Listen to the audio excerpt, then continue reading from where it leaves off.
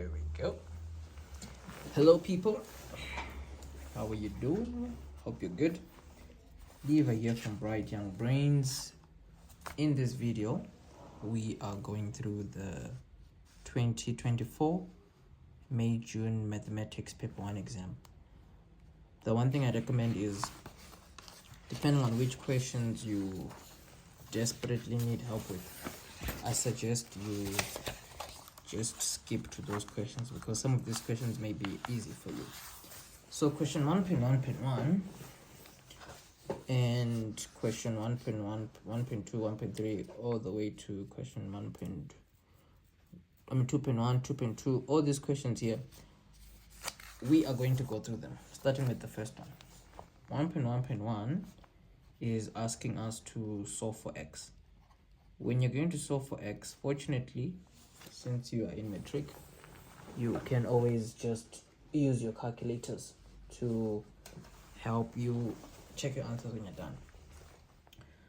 Solving for x here, we can clearly see that we can take out a common factor, which is just x. So we have 3x plus 5 equal to 0. And then since we're factorized, we can have this first bracket here equal to 0 or the second bracket equal to 0. And then as said, when you're done, you can simply double check your answer by substituting the value of x into the original equation. The way things are, it doesn't look like we have made any errors. But for more complicated questions, I do suggest that you double check your answers by subbing in your value of x into your original equation. 1.1.2 says the following. 1.1.2, it says here 4x squared plus 3x minus 5 equals to 0. Anytime they say that you should work out an answer correct to 2 decimal places, most of the time that question requires you to work out your answer using the quadratic formula. So this quadratic formula here, minus b plus minus b squared minus 4ac, the whole thing over 2a. Fortunately, this is one of the formulas that you are given at the back of your exam on the formula sheet. Oh, I don't have a formula sheet. Wow. Awkward. But I'll be fine. The value of b here is a 3. And but what am I, minus b plus minus b squared minus 4ac, the whole thing here over 2a. Our value of a is a 4. Okay, so with all this being said, let's put all this into the quadratic formula. So into the quadratic formula, we can have the fraction button, then we can have the -3, so we can start with the plus 3 squared minus 4ac, the whole thing over 2a. And then this is giving us our first answer. X is equal to 0.8. Well, this is just a placeholder if you round it off to 2 decimal places. And then the second one, you can put here minus 1.56 if you round it off. Okay, so let's move on to question 1.3. Question 1.3 says the following. It says x minus 1 squared minus 9, where is this expression bigger or equal to 0? So a situation like this, or a question like this rather, the one thing you will always hear me say is that you need to at least see what kind of a quadratic equation you're dealing with. So you can put this equation into standard form, the one where you have ax squared plus bx plus c. That's okay, but this format is still okay for us to see what kind of a quadratic equation we have. So this format here, its format will be ax minus p squared plus q. This is the format that we are dealing with here. So this number here is a positive 1. So we know that we're dealing with a positive parabola. Furthermore, we know that the x turning point is a negative 1, or positive 1 rather. The y turning point is a negative 9. That's not important for us actually, because with all questions like this, what's usually important is what kind of a parabola it is. So what we know is this is a smiling parabola. It is a parabola that is concaved up, but that's a story for another day. So with all this being said, all we need to do, right, is we need to figure out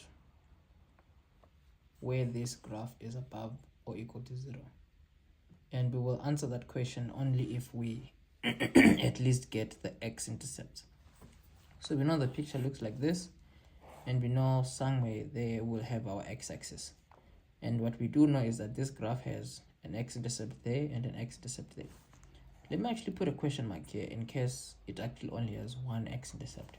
So here let's solve for x first. Solving for x first here, what you're going to do is, if you're going to solve for x and your equation has a bracket squared, you need to be careful to make sure that you have two answers at the end. So the 9 can go over to the other side. And then what I like to do is, instead of making this two brackets and then foiling, what I like to do is I like to put a square root symbol on both sides. And then here I already have two options. So the first option, I have to deal with the positive 3.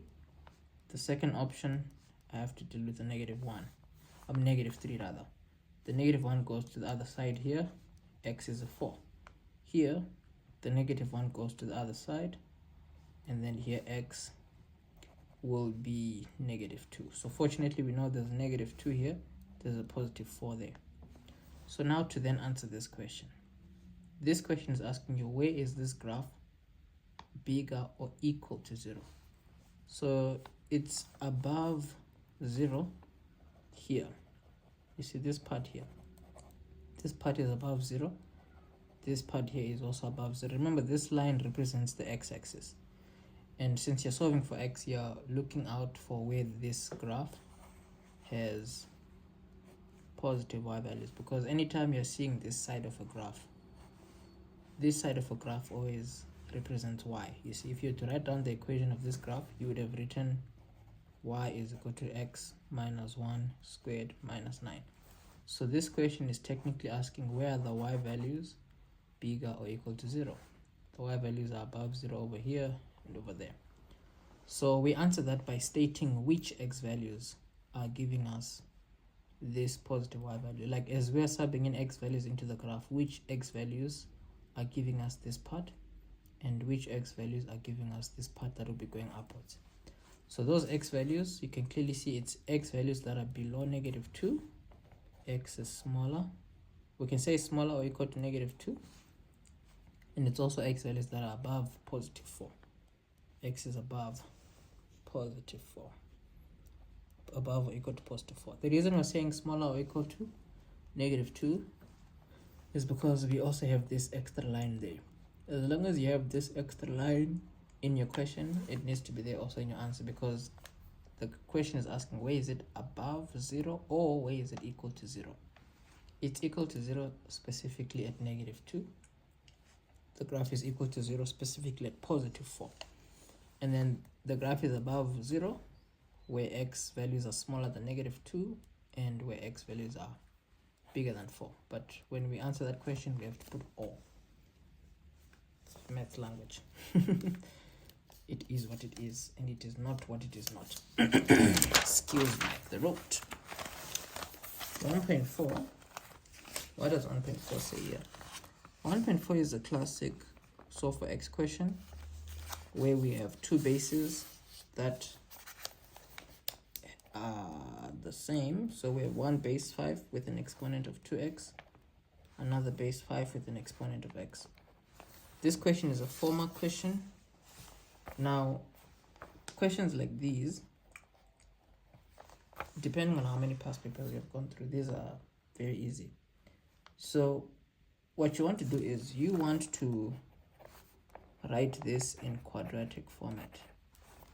You see, if you're able to write this in quadratic format, you will be able to answer this kind of a question. So what I mean is, if you look at this expression, right, if you can put everything in quadratic format where you have value of a, value of b, value of c, you'll be good.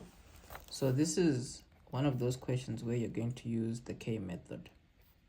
So method, the reason why I'm talking about the K method now is because in this expression there is something that is distinct, something that stands out, which is technically 5x. And what I mean is, if you rewrite this, right, this you can rewrite it as 5 to the power of x, the whole thing squared. This you can write it as 5 to the power of x, right? And then there isn't any number over here, so that's telling us that the value of c is a 0. So having to have pointed this out, right, you can easily see that the value of a is a 1, which is the number in front here. The value of b is a -1, which is the value in front there. The value of c is a 0 because we don't have any value after everything. And then if you're going to solve this, you can easily just use the quadratic format if you want to solve for 5 to the power of x first. So you may be asking, how would you spot the K method in a question like this one? This is where practice comes in, because the more questions you're going to go through, the more you realize that anytime you see that there's at least like a number that is repeating with an exponent that is also repeating, things like that should help you to identify the K method. So all this being said, we can say here, let k equal to 5 to the power of x. In a situation like that, we're going to have k squared minus k plus 0 equal to 0. And we don't even need to use the quadratic formula here to factorize. We can actually just take out k as a common factor. We're going to have k minus 1 here equal to 0. And then here we have k equal to 0, or k minus 1 equal to 0. Looking at all this, it looks like we did not even need to do the K method if we didn't want to, because it's more of a straightforward question. Here you can easily just take out a common factor. Now carrying on here, if you want to make numbers, both numbers, we can not exactly put them with the base of 5 because there is no exponent here that can result in us getting a 0. So in a situation like this one here, there's no solution because there's no number for x that you can put here such that this expression will be a 0. So this one is undefined. The one can go over to the other side. What we know is if you're going to put both of these numbers with a base of 5, the only viable exponent for the right hand side is a 0. So here we can say therefore x is equal to 0. So that's that for this question. We can carry on moving forward. So I've gone through this question paper on my own, not the whole thing. I browsed through it and I was picking out questions that I thought were difficult, for lack of a better word. I think I found just a few. I'll point them out when I get them. The first one is actually 1.3. 1.1.5 says the following: x over square root of 20 minus x equal to 1. This is a 5-mark question. So what we do know is that with 5-mark questions, we need to be careful, right? But this is not one of those dangerous questions. It's mainly 5 marks, I think, because you have quite a few steps that you have to go through to answer this question. The first one we can just multiply both sides by square root of 20 minus x. This will give us x is equal to square root of 20 minus x.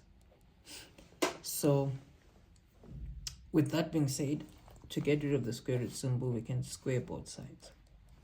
This is giving us x squared. The square root symbol goes away. So carrying on, we can see that we just have a quadratic equation that we can easily work out. Factors of 20 that give us a 1, it's 5 and 4. And then what do we have here? Negative 20. To get a negative 20, to get a positive 1 here, it has to be a positive 5 minus a 4. That's how you're going to do it. And then here you can say x plus 5 equal to 0, or x minus 4 is equal to 0. So here x is equal to 4, or x is equal to negative 5. Now what you need to do is, normally if you see that your original question had a square root symbol somewhere, you definitely want to test out your answers, because normally one of them is not valid. Because here, if you leave it like this, you may find yourself only getting 4 marks. So let's try out negative 5 in our expression. So if you put negative 5 in the expression that we're given, right, we're going to have 20 here minus negative 5. And then here we are going to have to say equal to, yes, negative 1. So you can see that the negative 5 doesn't work out. So you have to cancel this answer. Let's test out the positive 4. Positive 4 should work. And then there we go. Positive 4 works. Negative 5 didn't. So that's how you get 5 marks for this kind of question. You would only get 4 if you did not disallow the negative 5. Moving on to the next question, which is question 1.2. 1.2 is quite easy, to be honest. And I don't want to sound condescending, but when I went through this entire question paper, it was one of those question papers that were not bad. And this is me talking after not going through a full paper in a long time, I guess some things just stick once you figure them out. So a question like this is asking us to solve for x and y simultaneously. If you're going to solve for x and y simultaneously, this question is quite straightforward. We can isolate x here.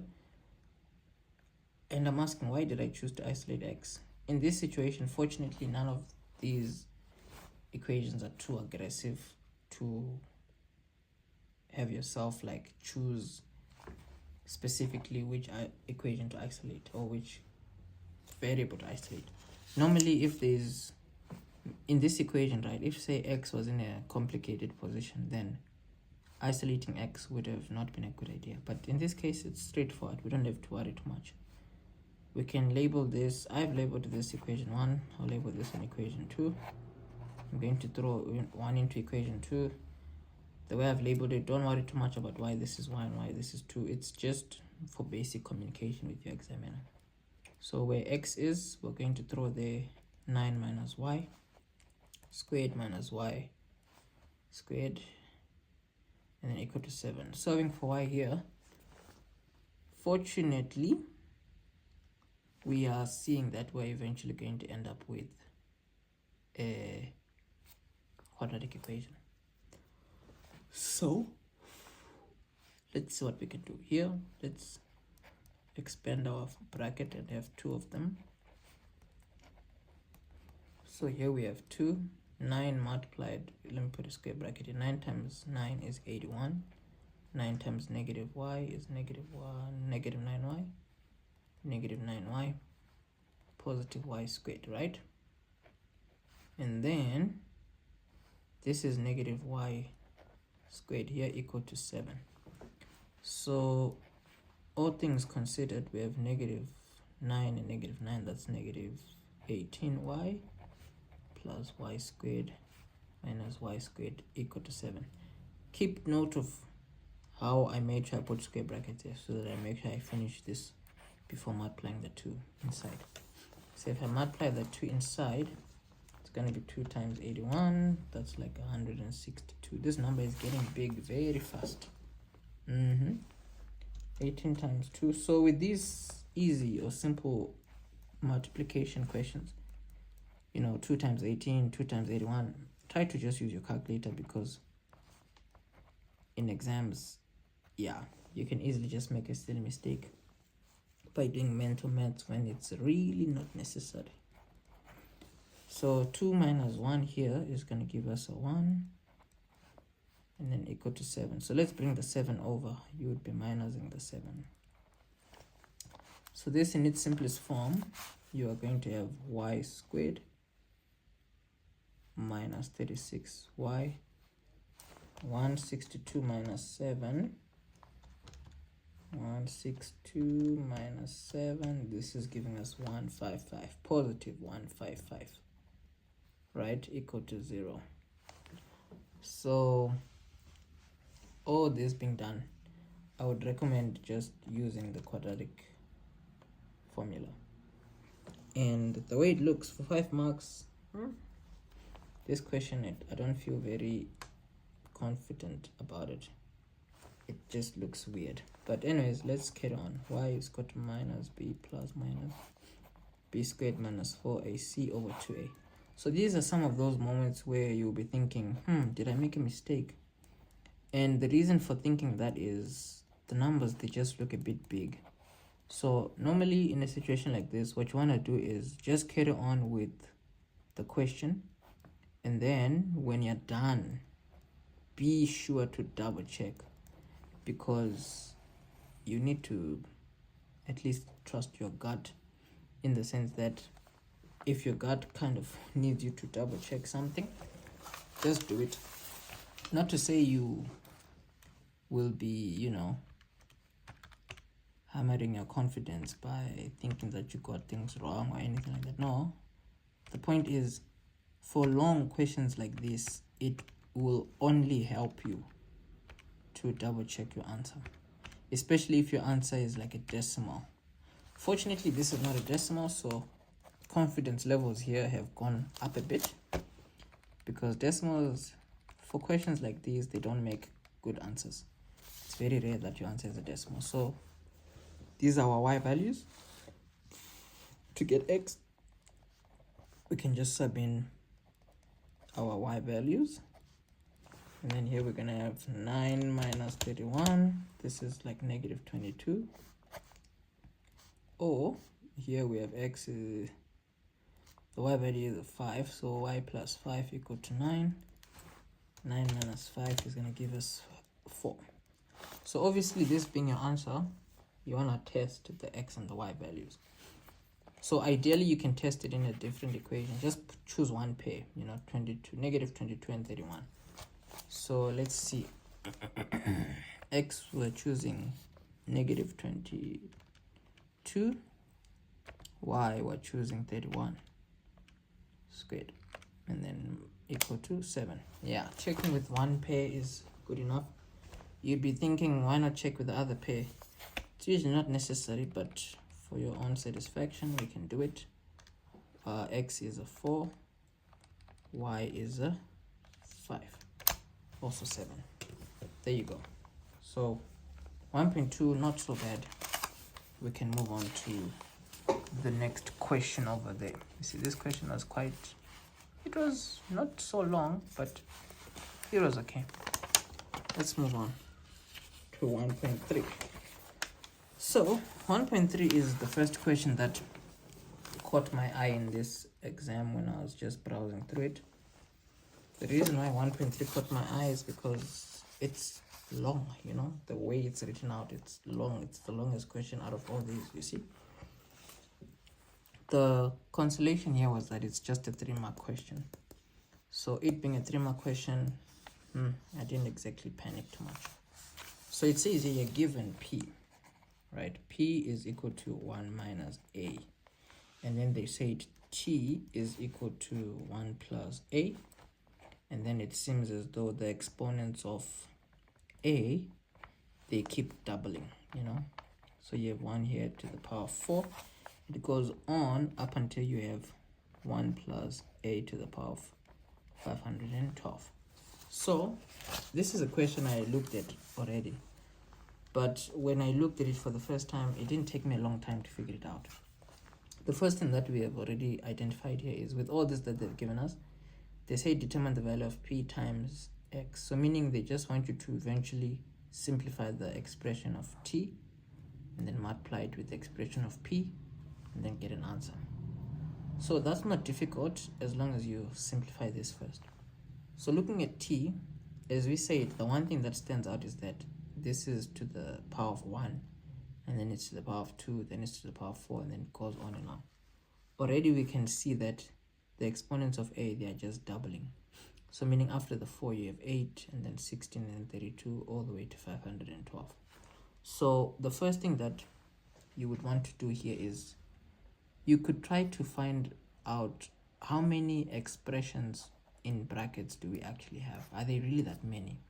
Because if they're not a lot, then we can easily work this out bit by bit without thinking of any complicated ways of doing it. So the first thing you can do is, we know the exponent initially here is a 1. So you can think to yourself, we have one bracket, right? That is being multiplied by 2. You have your second bracket multiplied by 2 again. You have your third bracket. Let's see how many brackets to get to the 512. So here we're currently at 3, right? 4, 5, 6, 7, 8, 9, 10. Okay, so it's only going to take 10 brackets to get to 512, which is really not that many. But anyways, the phenomena that we need to take into consideration here is, as these brackets are being multiplied by each other, if you start off by multiplying them bit by bit, let's start by multiplying these two first, right? If you have a plus 1 multiplied by 1 plus a squared, what it will look like is 1 times 1, this is a 1. 1 times a squared, this is a squared. A times 1, that's a. Wait, I think I made a mistake. 1 times, no. This is not how I did it. The way I did it was as follows. If you're going to have p times t, right, then it means p is just 1 minus a. T would be all these brackets here, 1 plus a, 1 plus a squared, 1 plus a to the power of 4, going all the way to 1 plus a to the power of 512, right? This is what you would have in this expression. So fortunately, if you work this out bit by bit, you can find a trend. And this is the trend. Firstly, with the first two brackets, if you multiply them together, 1 times 1, this would give you 1. 1 times a here, this would give you a positive a. Negative a times 1 is negative a. Negative a times positive a, that's a squared. And then the rest of the brackets would still just be there. 1 plus a to the power 4, all the way to 1 plus a to the power 512.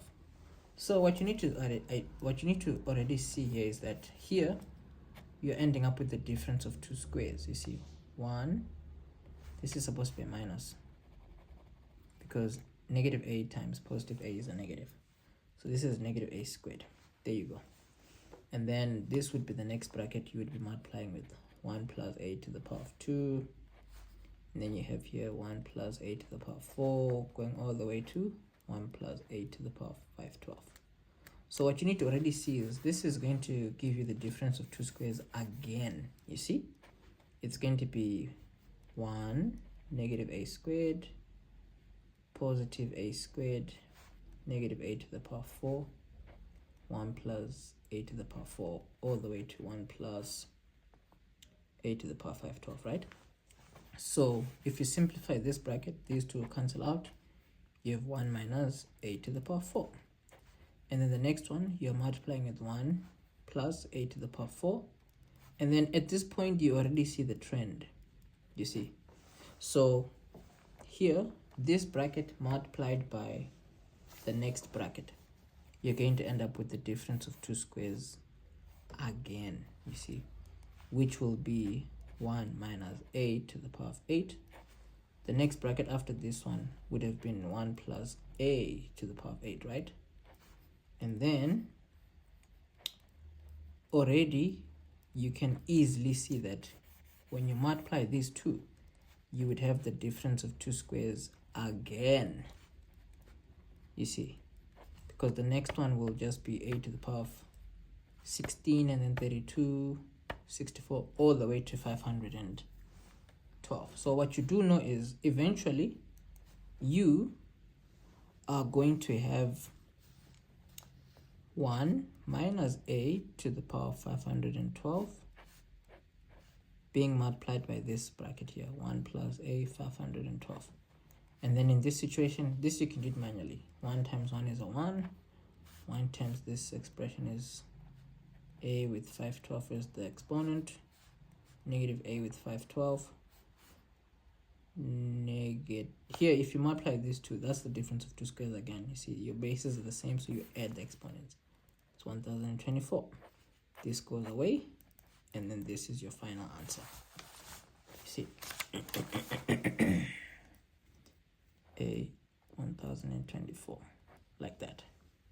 There you go.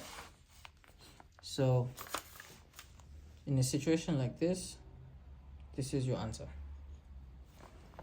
and that's just for 3 marks. So this would not have taken that long, because the moment you identify something like this here, you easily catch the trend, and you can always just fast forward to saying that, okay, wait, at the end of the day, this bracket here is just going to be multiplied by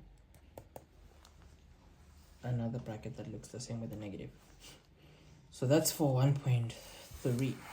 1.3 was the first question that caught my eye, but at the end of the day, it was not that difficult. So all things considered, questions like these, right, if you want to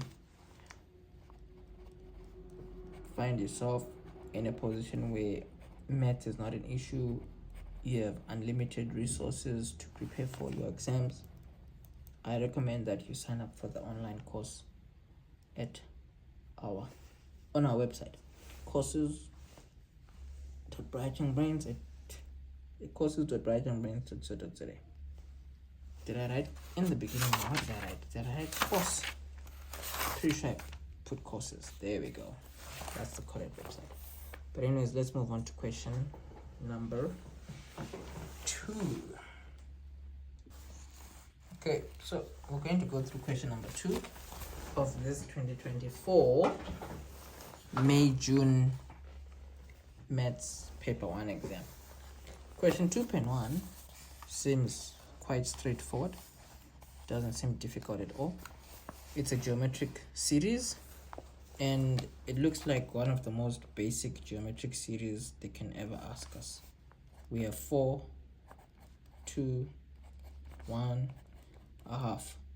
Just by looking at it, we can see that our sequence is just being cut in half. Every number is just being cut in half. They say it here, does this series converge? Justify your answer. Fortunately, this is a question that you should be able to get full marks for, because any sequence that converges, the value of r needs to be between -1 and +1. So to get a value of r here, let's work it out. T2 over T1. T2 is a 2. T1 is 4. Our value of r is a half. Here we can see that a half is bigger than -1. It is smaller than 1, you see. Therefore, the series converges. So when they say, does the series converge, they just mean, is it getting smaller and smaller and smaller? You see, does it have a sum to infinity? And it does. So furthermore, 2.1.2 is asking for the sum to infinity, and it's a 2-mark question again. So these types of questions in your exams, trust me, they're just there to give you 3 marks, you know. So the value of a here, it is just 4. The value of r, it is just a half. So you have 4 here over a half, you're going to have 8. That's your answer. Nothing crazy there. Question 2.2 was also amongst some of the questions that stood out for me when I was browsing through this paper. It's a 5-mark question, and this is the kind of 5-mark question that you can actually easily work out if you know your basics of sigma notation. This is not in any way a complicated question. It is definitely as basic as they come. What I mean is, if you find yourself struggling with these kinds of questions, then you need to do something extra in addition to what you do for maths when you prepare and all that. So you may think to yourself, I'm just plugging the online courses here, but that's not all that's being done. This is me giving you a solution to easily being oops dropped a stapler. If you're sleeping, I hope you're awake now. This is me giving you a solution to easily be able to ace your exams in a very easy way, because the sequences and series online course, it goes through plenty questions like this so that you can easily identify what to do. So the first thing you want to do with a question like this is, you already know that it's a geometric series. So since it's a geometric series and you're dealing with sigma, the first thing you need to think of whenever you're dealing with sigma is, what SN formula are you going to think of, or are you going to use? The SN formula we're going to use here is the SN formula for a geometric series. You see, we already know we're going to use this SN formula because firstly, it's a geometric series. Secondly, we're dealing with sigma. Any question that deals with sigma is dealing with the SN formula. And any expression of sigma that has an equal to sign and it is giving an answer, this is giving a value of Sn. You see, so this is saying the sum of terms in this expression, where this is the general term, this is the general term, this is your general term. Now you're adding up numbers in this sequence starting from k, and then you're ending at 10, or rather from k you're going 10 places up. So with that being said, in your SN formula, you're just going to put in information based on what they gave you here. So you need SN, you have, fortunately. You need somewhere to put A, you can work that out. And then you need somewhere to put N, you need the number, you need something to put for N, you can work that out. You need something to put for R, you can work that out. And then in the process of doing that, we will be working out our value of K. So firstly, we said Sn, we have Sn is equal to 29,520. Our value of R, we can easily work it out. Remember, this is 2.2. So it has nothing to do with 2.1. You see, it's a totally new question.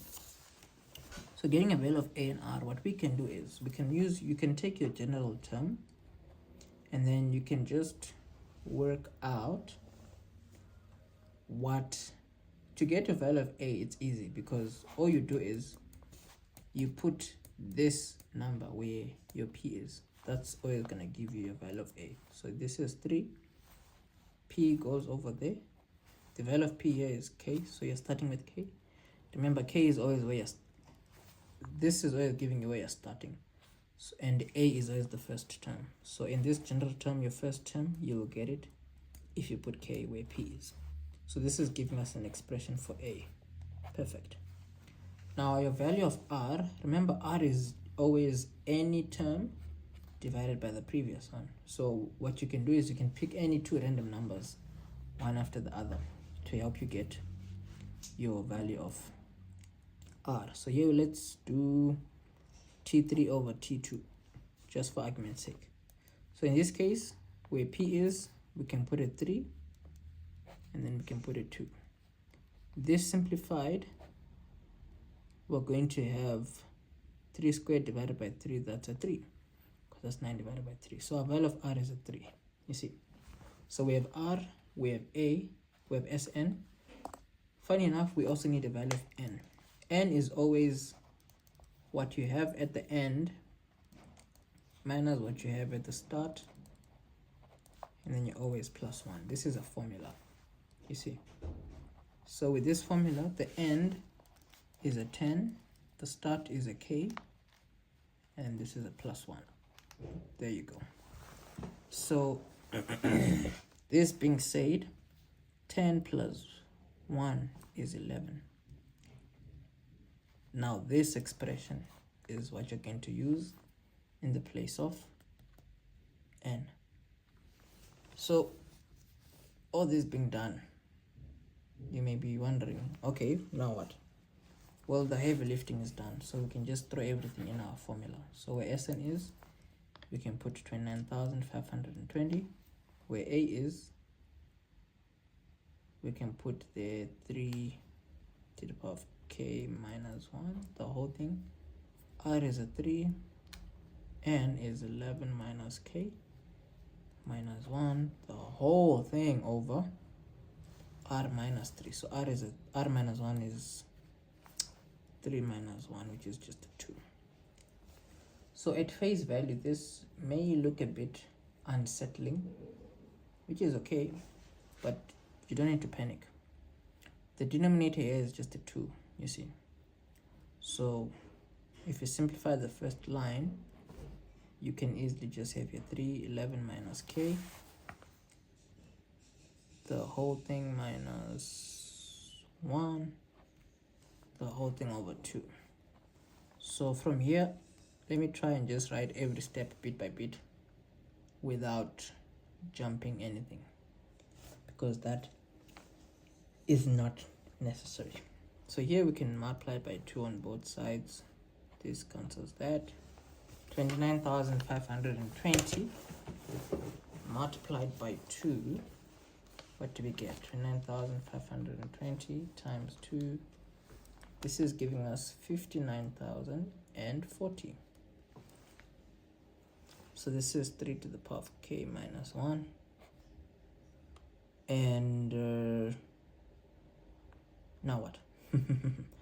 Well, in this situation, you may be thinking to yourself, yeah, now what? So what I always try to do is keep it simple, you know? When I say keep it simple, I mean if you're going to multiply this inside your bracket, these two here, if you multiply this and this, your bases are the same. So your law just says you add the exponents, you see. So you're going to have k minus 1 plus 11 minus k. See, if you add this and that, this is what your expression will look like. This multiplied by negative 1, you can have negative 3 k minus 1, and then you have 59,040 here. So carrying on here, fortunately the k here cancels the k there. Negative 11 plus negative 1 plus 11 is going to give you a 10. So this is what you have, you see. So from here, you can isolate this that has a k. You see, you can put it on its own. But because it has a negative here, what I would prefer to do is the following. This that has a negative, let's take it to the one side and have it on its own. And then here, this, let's take it to the other side. Fortunately, this is an expression you can just put into your calculator. It's not even going to be a problem. So this in your calculator, funny enough, 3 to the power of 10 minus this number inside your calculator, it's just giving you a 9, which is very comforting. Very, very comforting. So in a situation like this, fortunately, this is an exponent. This you can write with the base of 3 also. And then as long as your bases are the same, you can drop them and work with the exponents only. So here you can have k minus 1 is equal to 2. The 1 goes to the other side. K is equal to positive 3. So obviously in a situation like this, it may be in your best interest to test your answer. What I mean is, in this whole equation here, put 3 where k is and see if it's going to give you 29,520. So we're fraction. 3 to the power of 3 minus 1, open bracket, 11 minus the 3 here, minus the 1, close bracket, we have 3 here minus 1, 29,520. Very easy, but it was long.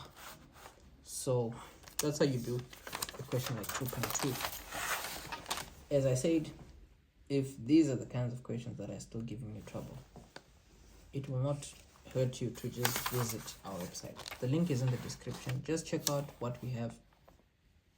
If you want to sign up because you care about the marks that you get, then I suggest you do so. Let's move on to question number 3. We, starting with question number 3, in this 2024 May June paper 1 mathematics exam. I'm only on question number 3, and as of this recording, it is a few minutes before 6 in the evening, or it's like to 6 in the afternoon. And I've only gone through a few questions, but I do feel it. I feel a bit tired already. Now, the reason why I'm mentioning this is what I'm trying to say is that during your exam period, right, don't be too fatigued, don't be too tired, because you may end up losing marks because you're tired and not because you don't know the work. So the best way to guard your energy during an exam season is to have as little stress on your mind as possible. Don't stress about the exams themselves. You see, I mean, it's fine to have maybe exam stress, because that sometimes can be a good kind of stress to try and motivate you to actually study and pay attention and do your best.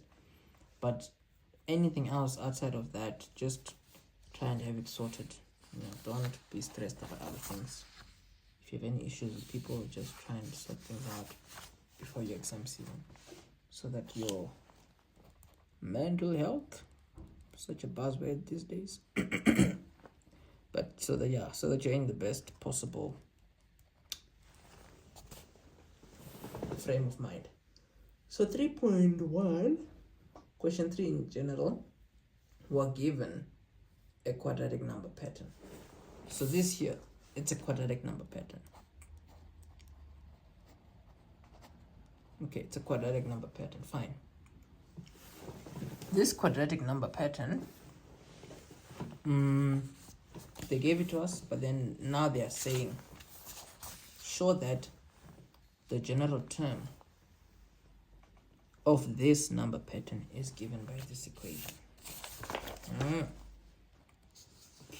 Okay, it's a 3-mark question, and they're just saying get the general term, which is quite easy because this is as basic as it gets, depending on the number of papers you've gone through. So the first thing you want to do is get a first difference.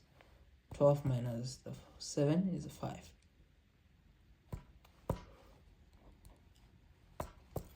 7 minus the 3 is a 4. That's the first difference. And then you want to get a second difference. The second difference is 5 minus 4 is a 1. And then you start from the bottom. The very last row here, you make it equal to 2a. This you make it equal to 3a plus b. This you make it equal to a plus b plus c. Now, fortunately, what you can do here is straightforward. Starting from the bottom, you're going to have 2a equal to 1. This is going to give you a is equal to half. And then what? Well, the value of a, you're going to throw it into the equation above. And then you solve that. 3 times a half is 3 over 2 plus b equal to 4. 4 minus 3 over 2. Let's see what that gives us. 4 minus 3 over 2. This is giving us 5 over 2.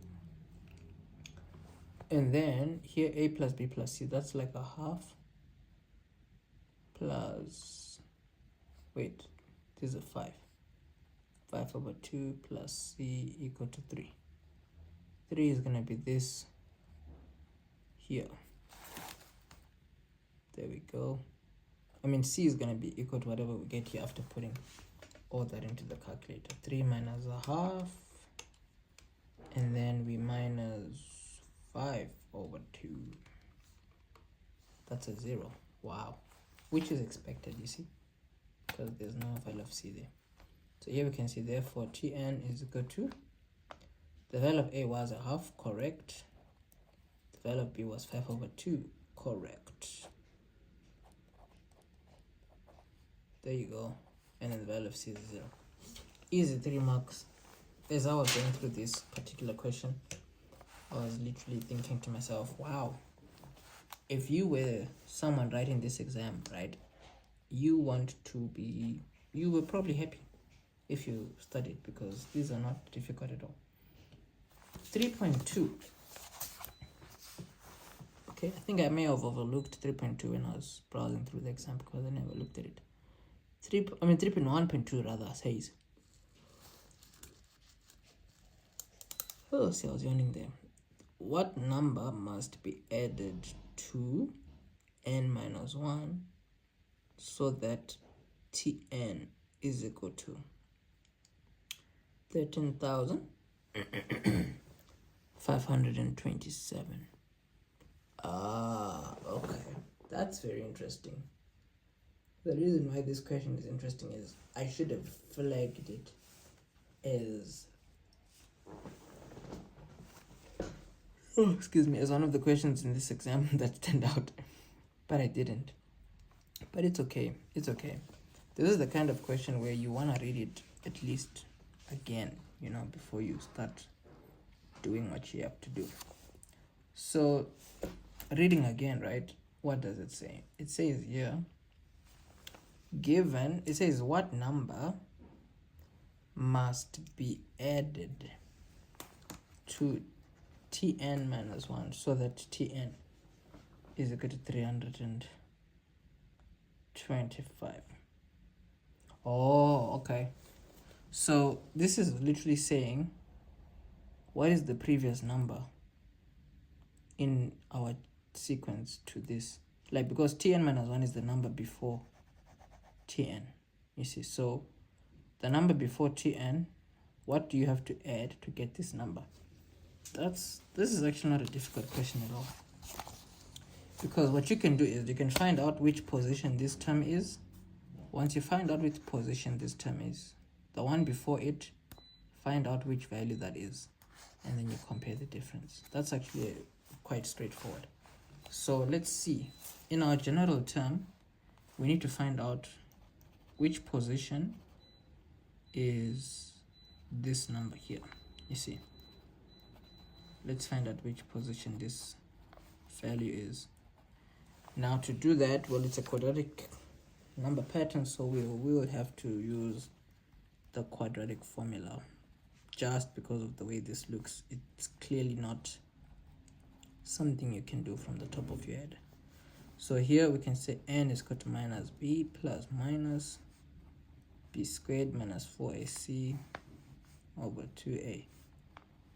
B is 5 over 2, and then saying b squared, right? B squared is 5 over 2 squared minus 4. A is a half. C is negative 13,527. The whole thing over 2. Our A value is a half. Okay. So let's put all this in the calculator and see what we can do. So we have fraction button, negative, and then fraction again, 5 over 2 plus square root symbol, 5 over 2 squared minus 4. This is a half. 13,527 527.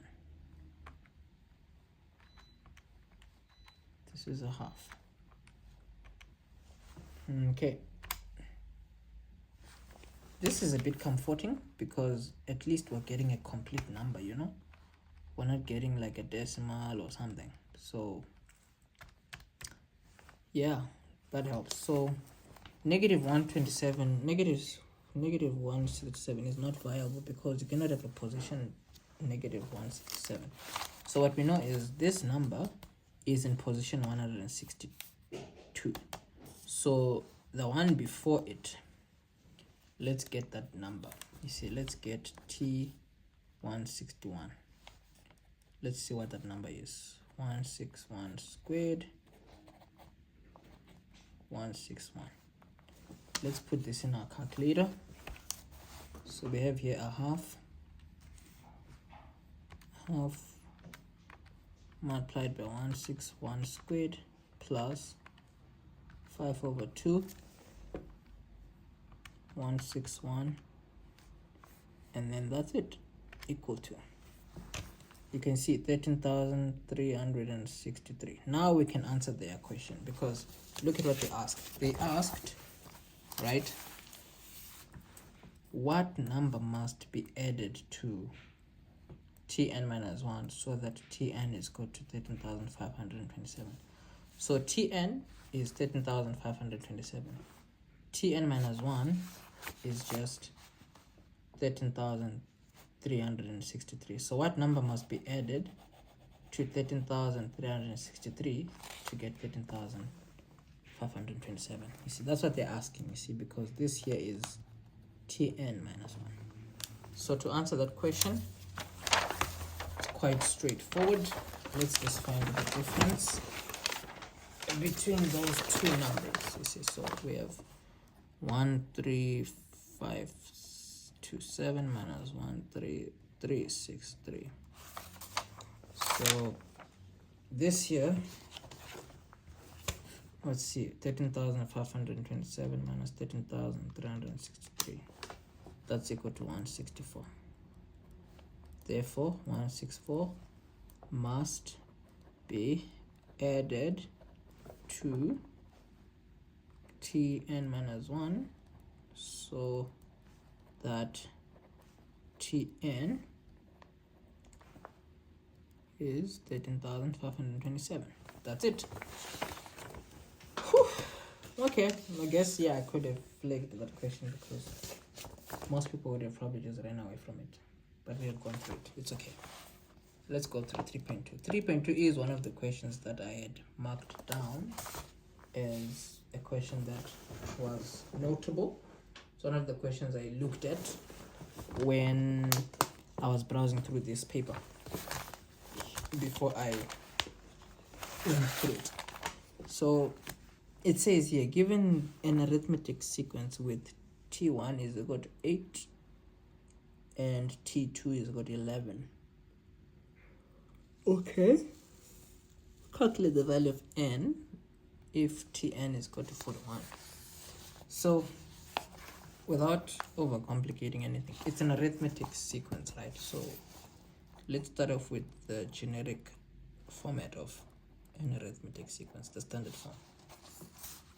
They have given us two pieces of information. T1 is 8, T2 is 11. Well, fine.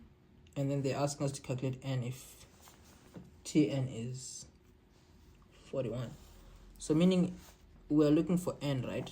And we're given Tn. So we have to use this formula. We're given Tn, we need n. So in this equation, we need A and we need D. A we have because T1 is 8. You see, I wanted to say therefore A is 8. They gave us T1. And we also need a value of D. We can easily get D because they gave us T1 and T2. D is equal to T2 minus T1, which is going to be equal to 11 minus 8. Very easy question here. Very, very nice. In an exam, if this is one of the questions you had to bump into, yeah, you should be dancing all the way to the bank. So if you throw in all the information here, right, A is 8, n is n, that's what we're looking for. D is 3. If you multiply inside the bracket, right, you have 3n minus 3, and then you have 41. And then 8 minus 3 is a 5. And then here you have 41 minus 5. The 5 can go where the 41 is. You can have 41 minus 5, that's 36. And then dividing both sides by 3, you're going to have 12. N is a 12. Very easy question. So the more of these papers that I do, I honestly may find myself eventually only doing videos on the very difficult questions. Because honestly, the easier questions, I've either looked at them somewhere, which is most probably on the online course website. So we'll see. 3.2.2 says a new you cannot see. 3.2 says a new arithmetic sequence, which is called P. A new arithmetic sequence P, because for example, this arithmetic sequence here, it's technically called T, T1, T2 going on. So there's a new one, right? That is a new arithmetic sequence that you're going to call P, is formed using the term position and the term value of the given arithmetic sequence. Okay. For the new sequence, P8 is equal to 1, P11 is equal to 2, and so forth. Oh, so they mean that a new sequence is made, right? And it's almost as though things swap around. So for example, a number at position number 8 is equal to 1. A number at position number 11 is equal to 2. So the only thing is it's formed based on your original sequence also, you see, because here they say a new arithmetic sequence is formed using the term position and the term value of the given arithmetic sequence. So they said here P8 is 1, P11 is 2, and so forth. Write down P41. So in this situation, it makes P41 very easy, because P41 will have to be a 12, because in the previous question, right, the value 41 was at position 12. So with this new sequence, things just swapped around. Something in position 8 is a 1. Something in position 11 is a 2. Something is in position 41 is going to be 12, because we worked out n to be 12. So this question is actually just helping us to better understand our question. Then B says calculate the value of the first term in this new arithmetic sequence. So to work this out, fortunately you don't have to overthink it, because if you look at it nicely, right, P8 and P11, it's going to be somewhere here. Let's say P8 is here, then there's P9, then there's P10, then there's P11 eventually here. P8 is a 1, right? P11 is a 2, right? And then going backwards, you have P7, 6, 5, 4, 3, 2, 1. They fit. But anyways, so if you look at it nicely, right, if you work backwards in a logical way, if this is an arithmetic sequence, you have P8 is 1, P11 is 2. If you're going to work out P1, just get the general term for this sequence. Meaning, remember, Pn here is going to be equal to a plus n minus 1d. You see? And to get the general term, you already have two things that can help you. So meaning you can get the general term by working it out simultaneously. Two equations, where in one equation you put this information, the other equation you put that information. So for P8, we have a 1, right? So this is going to be a 1, and then your value of n is going to be a 8. So 8 minus 1 is a 7, that's 70. And then here, what now? We have an equation, right? Let's isolate a. 1 minus 70 equal to a. Okay, in our second equation, we can just sub in 11 and 2. So meaning where Pn is, going to put a 2 there, a plus, and n is 11, yes, because that's position 11, minus 1d. Working this out, a plus 11d minus d. No, this is not making sense. 11 minus 1 is 10. So that's just 10d. If I isolate a here, you're going to have 2 minus 10d is equal to a. That's equation number 2. You can just make them equal to each other because they are both equal to a. So here you're going to have 1 minus 7d equal to 2 minus 10d. If you look at the value of d here, negative 7d plus 10d, 2 minus the 1 there, you can have 1, negative 3 plus 10 is a third. No, that's 3. I had already worked out the answer. If you divide both sides by 3 eventually, d is a third.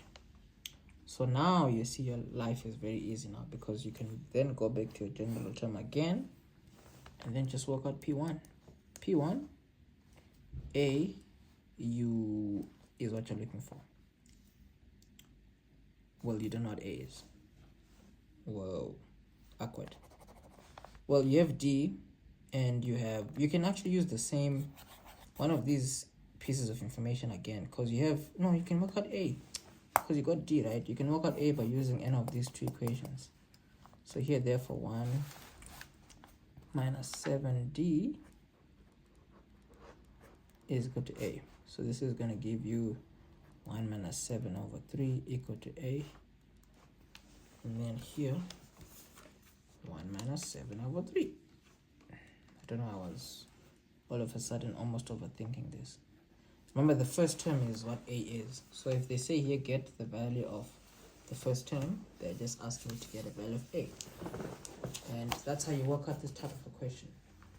It is one of the questions that I had identified to be not so straightforward with the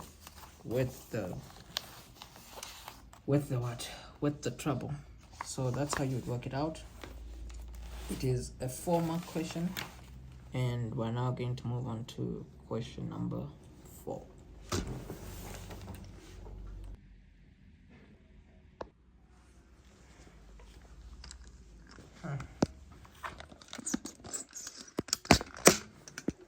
Yeah, man. Busy wasting time. Busy wasting time. Busy wasting time. Busy wasting time. Busy wasting time. Oh, no.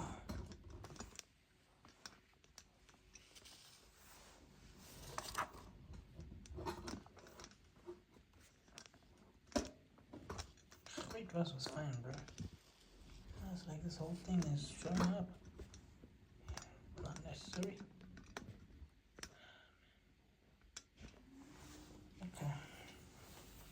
Let's carry on.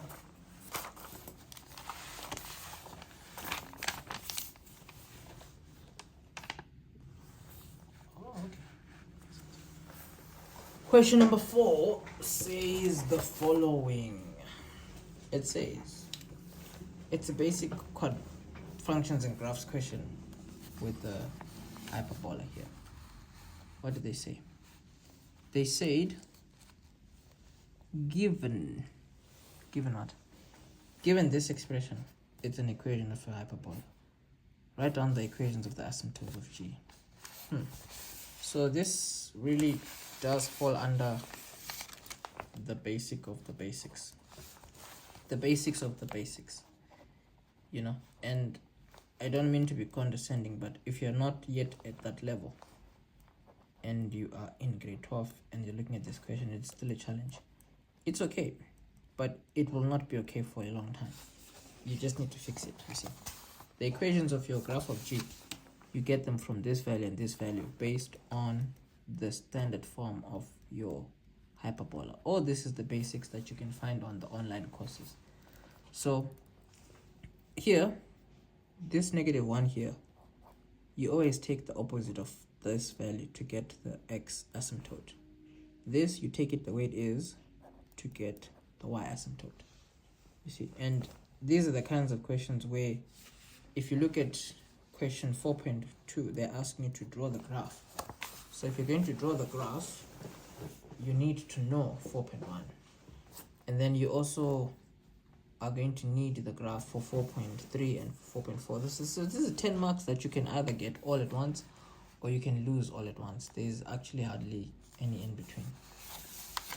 So if you're going to draw the graph as they asked, draw the graph of g indicating the intercept with the axis and asymptotes. If you're going to draw the graph of g, first thing you need is your x-axis and your y-axis. And normally I always say draw the x asymptote and the y asymptote first. So the x asymptote is the one that cuts the x-axis. It's cutting it at 1. Right? The y asymptote, it's cutting it at 2. You see? And then this value always gives you the picture of what your hyperbola looks like. Before we even get there, they said we should get the intercept with the axis, you see, and the asymptote. So the intercept with the axis, it means the y-intercept and the x-axis. I mean the y-intercept and the x-intercept.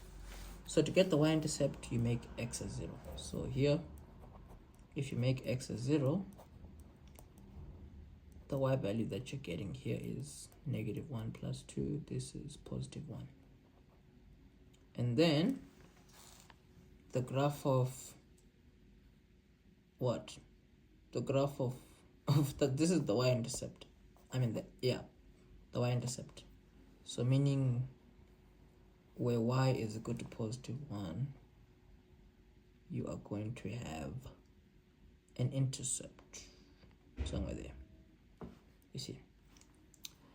Secondly, to get an x-intercept, you need to make y as 0. So if you make y as 0, you'll have 1 over x minus 1 plus 2.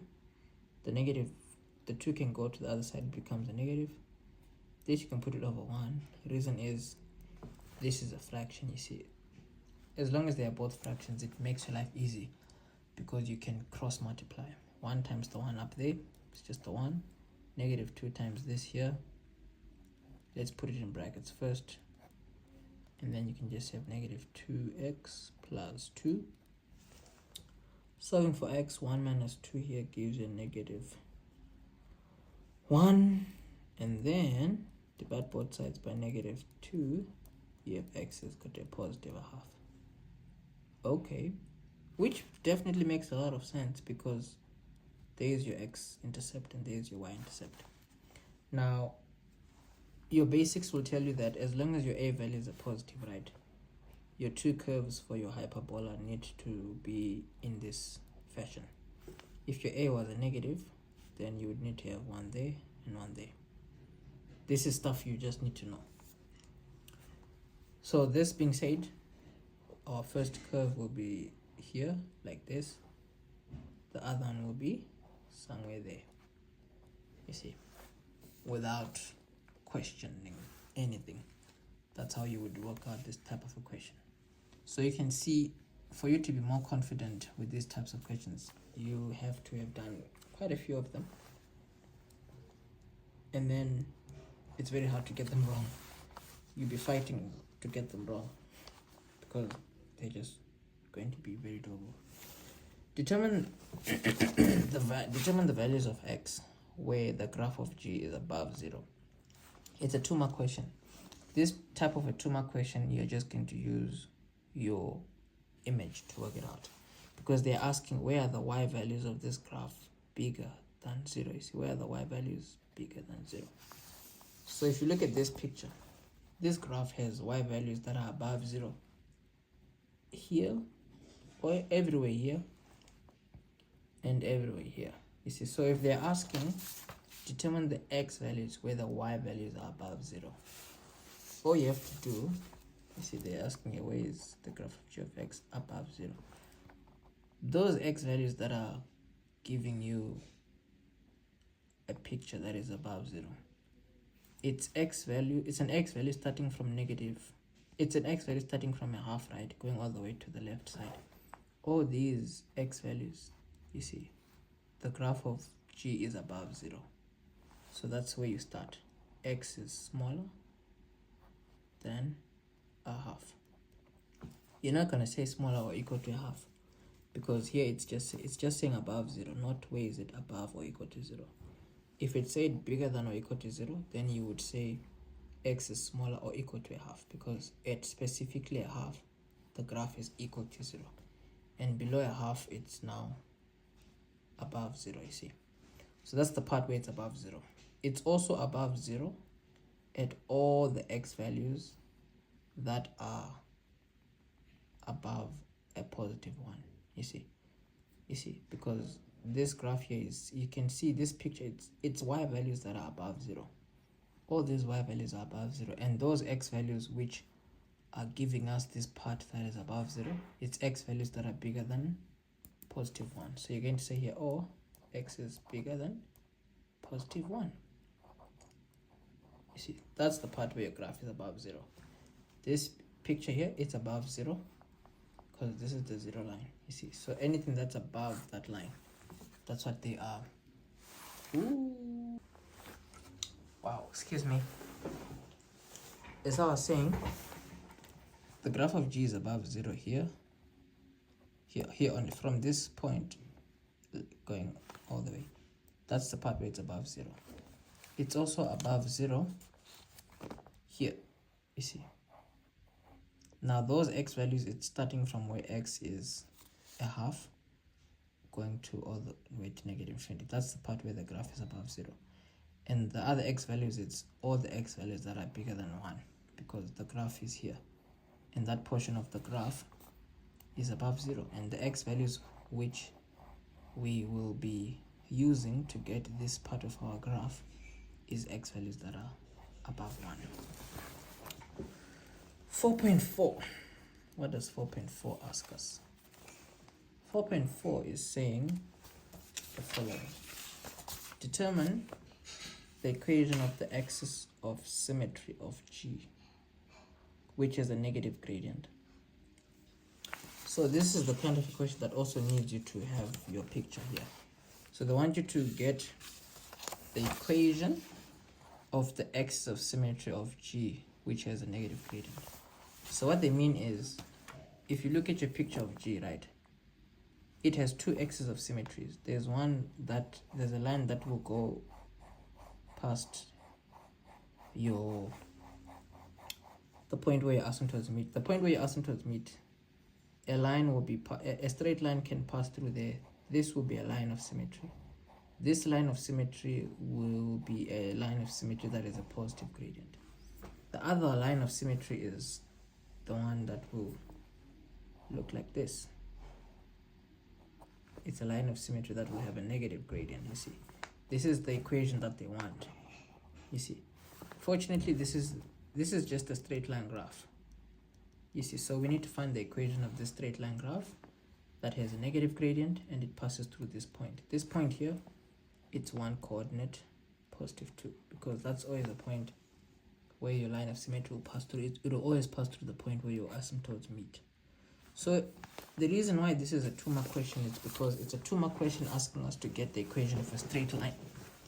And that straight line will either have a gradient that is -1 or a gradient that is equal to +1. Always and forever, nothing else. So you already have your gradient, right? M is equal to -1. Now your equation, you can just throw in this point that the graph passes through, you see. So you have y minus y1 is equal to mx minus x1. Using this equation to get the equation of a straight line, you have y minus, the y value you can use here is -2, and then here you can use +1.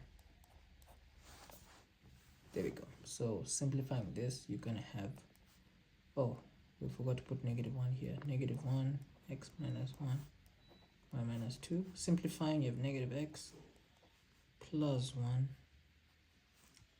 y minus 2.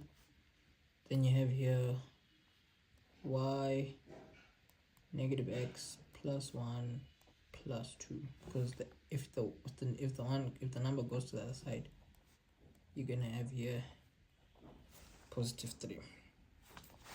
That's the equation of your graph. And if you look nicely, the graph, it does look like it was going to pass somewhere at positive 3 there, you know, even though this is not 200% scale. So that's the equation of the line with the positive, with the negative gradient, the line of symmetry to your hyperbola. All of this is work that you definitely need to know. And we're now going to move on to question number 5. Question number 5. Why are they asking us on question number 5? Question number 5, it's another what? It's another, well, it's another, what is it? It's another, what am I saying? It's another functions and graphs question. It looks a bit straightforward. This is one of the questions I ended up looking at it because of 5.4. But then 5.4 was, it was pretty doable. It wasn't anything to write home about. So the first thing here is that we're dealing with an exponential graph, and what we do know is that the inverse of an exponential graph is a log graph, which is okay. So they say here in the diagram, the graphs of f of x is equal to log ax, and g are drawn. The graph of g is the reflection of f in the line y is equal to x.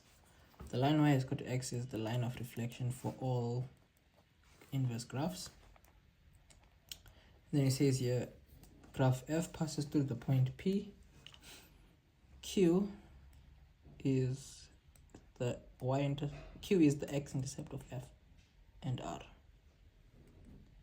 No, Q is the x-intercept of f, and then it says r is the y-intercept of g. Okay, that's standard. Okay, 5.1, right, says we should write down the coordinates of the inverse of P. We should, what would I even say this as? P hyphen. We should write down the equation, the coordinates of P hyphen, the image of P on G. So fortunately, if you know inverse, if P is 4 coordinate 2, it means that its inverse will then just be these two swapped around, 2 coordinate 4. You see, the point will be like somewhere here. You see, it's gonna be somewhere here. P hyphen is gonna be 2 coordinate 4. That's okay. 5.2 says the following. Show that a is equal to 2.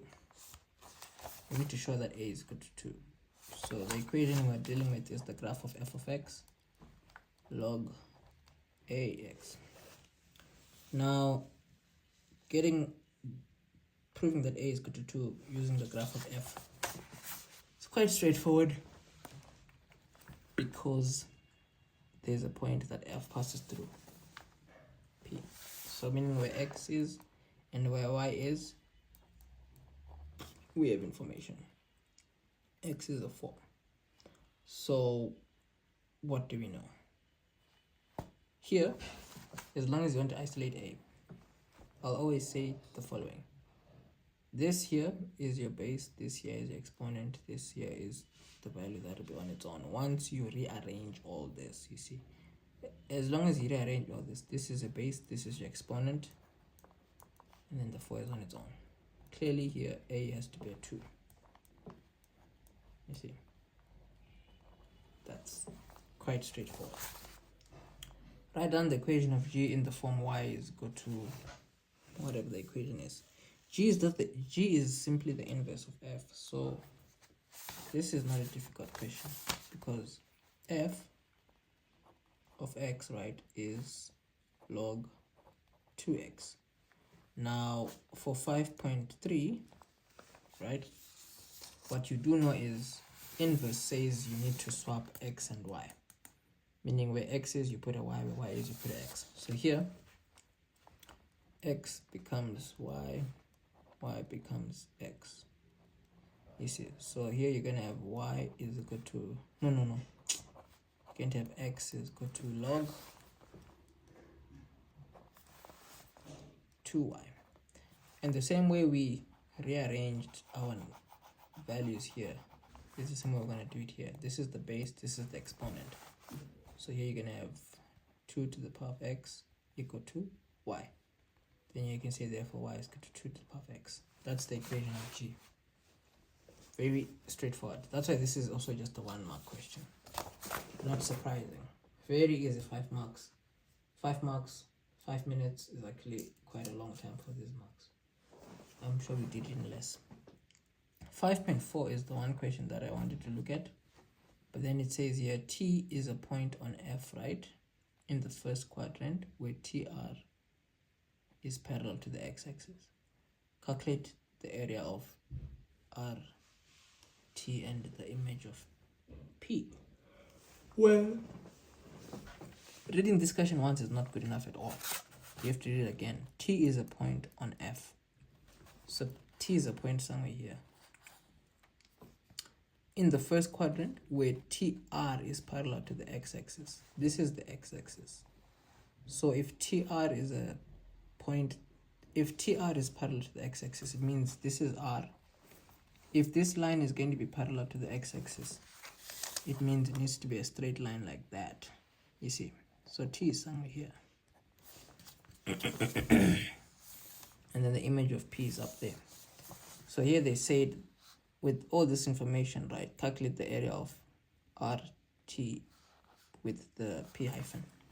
So funny enough, what you need to conclude is that your triangle looks like this.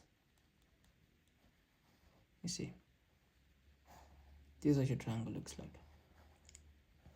And because my picture is so to scale, I suspect this is a 90-degree angle. But before you suspect it's a 90-degree angle, let's confirm it. Because if you're going to get the area of this triangle, you're going to use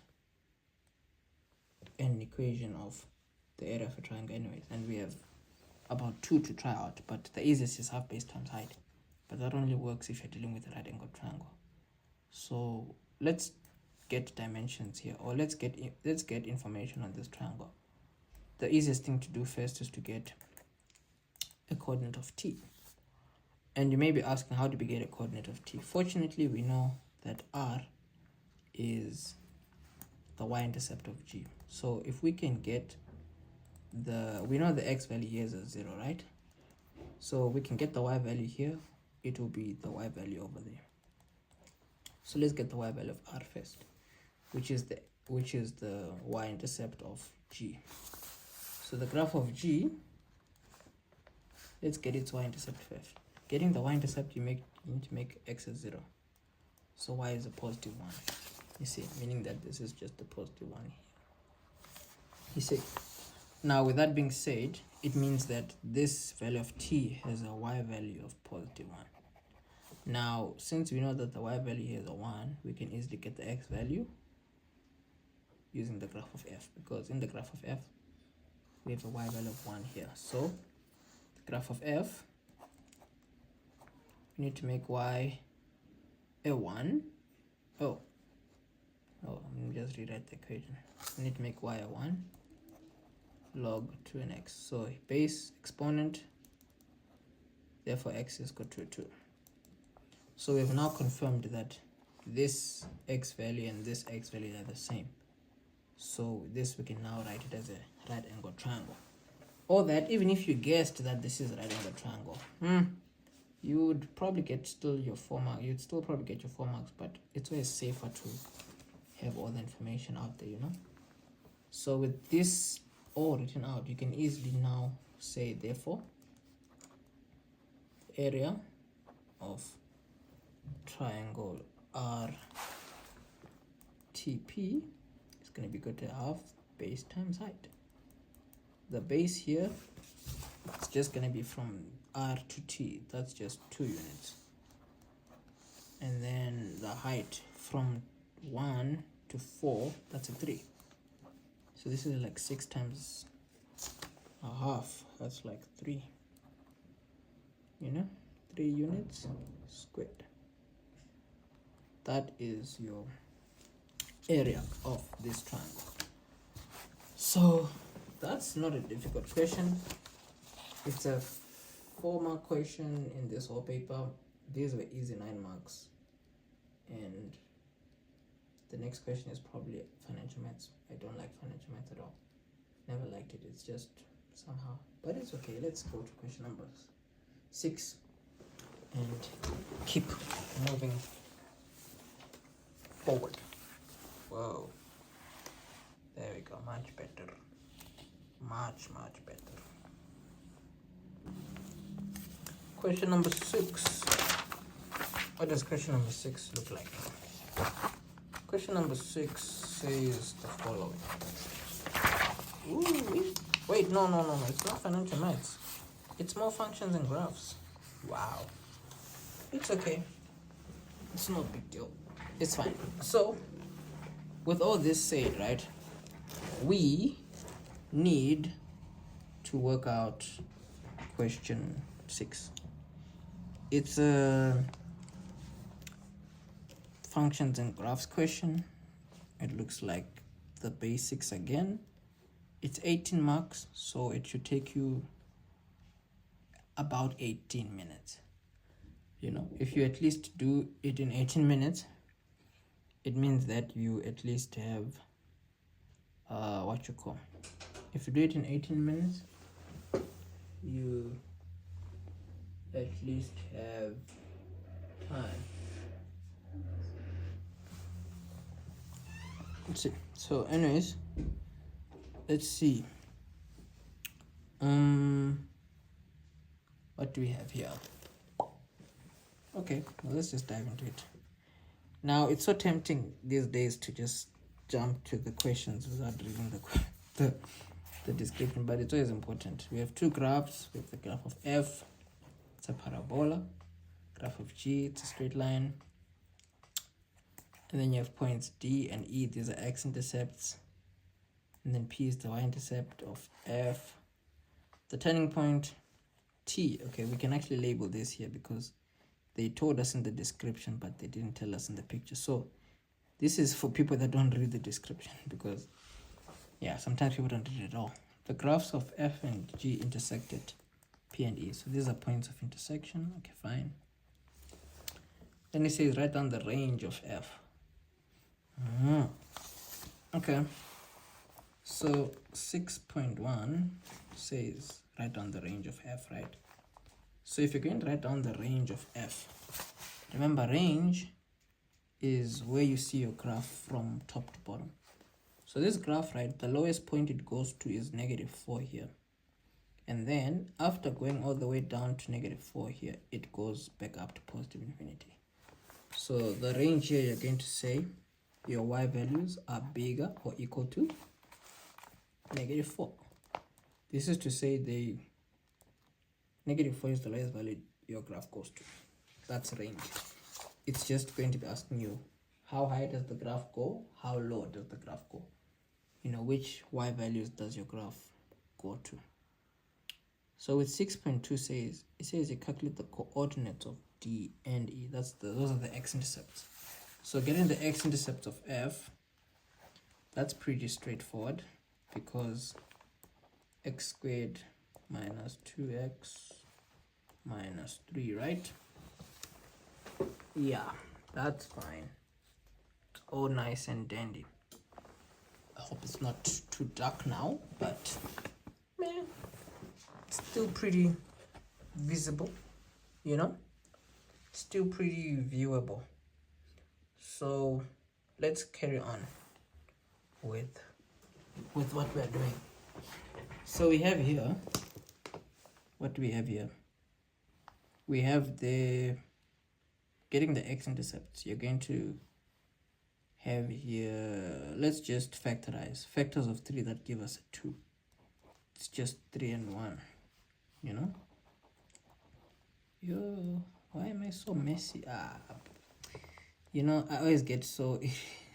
it's just always crazy when you see someone make a silly mistake and they just cancel everything. Factors of 3 that give you 2, it's 3 and 1. To get a negative 2, you have to say negative 3 plus 1. So here, make this equal to 0. You have here, therefore, x is equal to 3 or x is equal to negative 1, which makes sense. They didn't say only the x-intercept, right? Or the x values. They said you should get the coordinates. So both values are on the x-axis, or both points are on the x-axis. So the x value here is, we got negative 1, we got 3, but the y values are both 0. So here d, negative 1 and 0, e, that's positive 3 and 0. And then 6.3, right?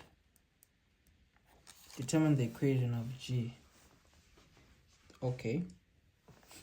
The equation of g is just a straight line graph, and it's a 2-mark question.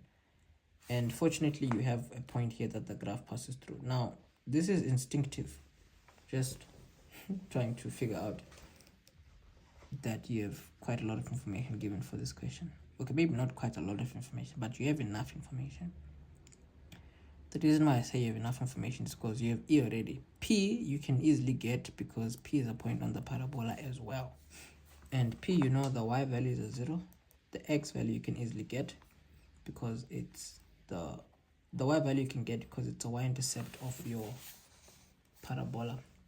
And the y-intercept, you can easily see it from the equation of your graph, you see. So we have 2 points of a straight line. Getting the equation of that straight line, it's the easiest thing you're gonna have to do. You can get the gradient first. y2 minus y1, x2 minus x1, right? And then let's see, x1, y1, x2, y2. So this is going to give you negative 3 minus 0, 0 minus 3. This is giving you negative 3 minus 3. This is 1. Okay, so that's okay. We have a gradient.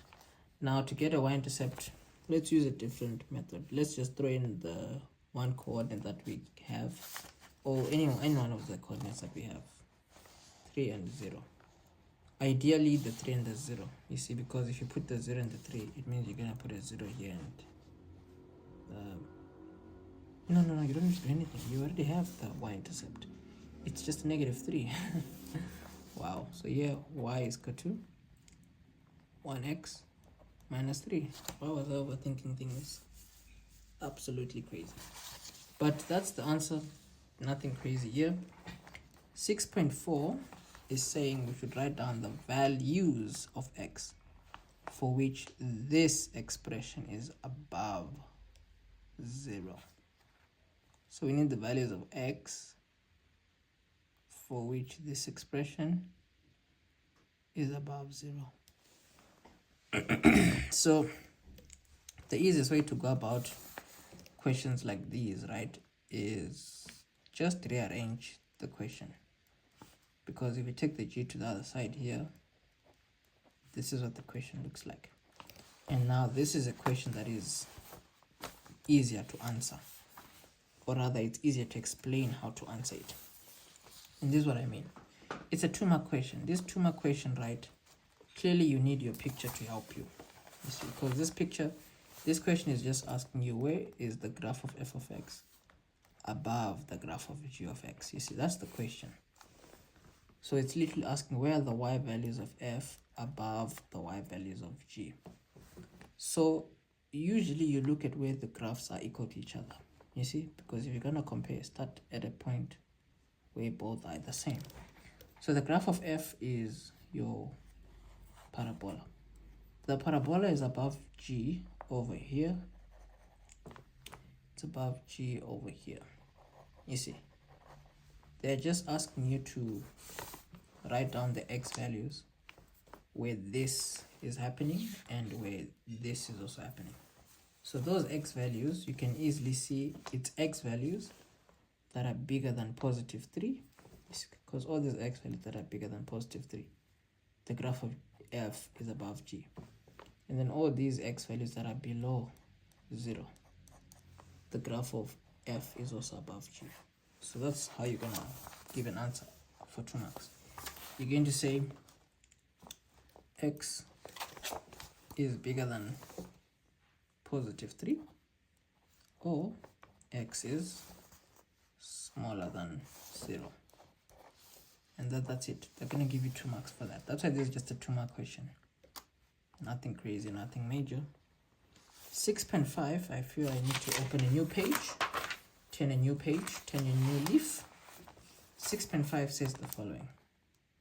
6.5, it says, determine the vertical distance.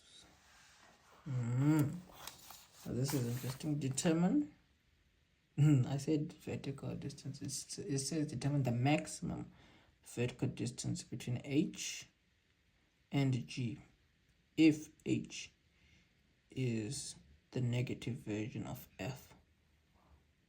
And your answers should only be between -2 and 3. Okay, that's fine. -1 is here, -2 will be somewhere there. Okay, well, this is not too much of a complicated question. The reason I say so is because if you draw this graph of H just for your own visual assistance, it will help you, because look, the graph of F looks like this, right? H is just the graph of F swapped or flipped about the x-axis, because this is saying that all the y values of F are now negative. All the y values of F have just flipped around. That's what this is telling you, meaning that all these negative y values, they will just be positive, and then all these positive y values will just be negative. So this is just your graph of F reflected about the x-axis. So G, or rather H, would look as follows. Since this is a -4 here, you'd have a +4 up there somewhere, and then it would still have the same intercepts somewhere there, somewhere there. This is what the graph of H would look like, you see. So this graph of H, they are saying for 5 marks, what is the maximum vertical distance between H and G? Okay, if you're only considering values from -2 up until 3. Well, this is making me wonder if I got the value of D correct there. Funny. Very, very interesting, right? Hi, maths. Let's see. -2 squared minus 2, -2 minus 3. Oh no, it's okay. I think this is just messing with us, but let's get on.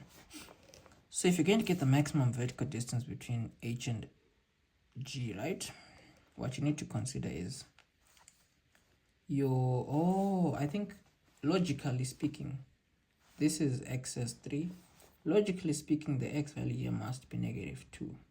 Logically speaking, you know, it's not even like a random guess. It's a calculated guess, because normally when they ask these questions, the answers will normally be between where the two graphs meet each other. So it's all good, it's all good. If you're focusing on G and H, right, they meet each other here and there. Now they are saying, what is the maximum vertical distance? What they mean is between E and this point here, you can draw any straight line in between here. At some point, that straight line will be the highest or the longest straight line possible. They just want you to determine what will be the length of that longest line. So this is more like a calculus question, applications of calculus. And if you have gone through the applications of calculus course on our course website, this is the kind of a question that you immediately know what to do. Because with maths, if you do enough papers, you start to see that it's just the repetition of the same things over and over again. So the first thing you do is you need a distance equation between h and g. Let's get a distance equation between h and g. So let's say here, distance between h and g. The distance between h and g, right? All you do is you take the graph that is above the other one. So between the points where they meet, the graph of h is above the graph of g. So we start with h. So the distance will be hx minus gx. You see, between these 2 points, this is an equation for the distance of any vertical line. Now, since you have this distance equation, obviously it needs an expression you can work with. So the distance here, you can write the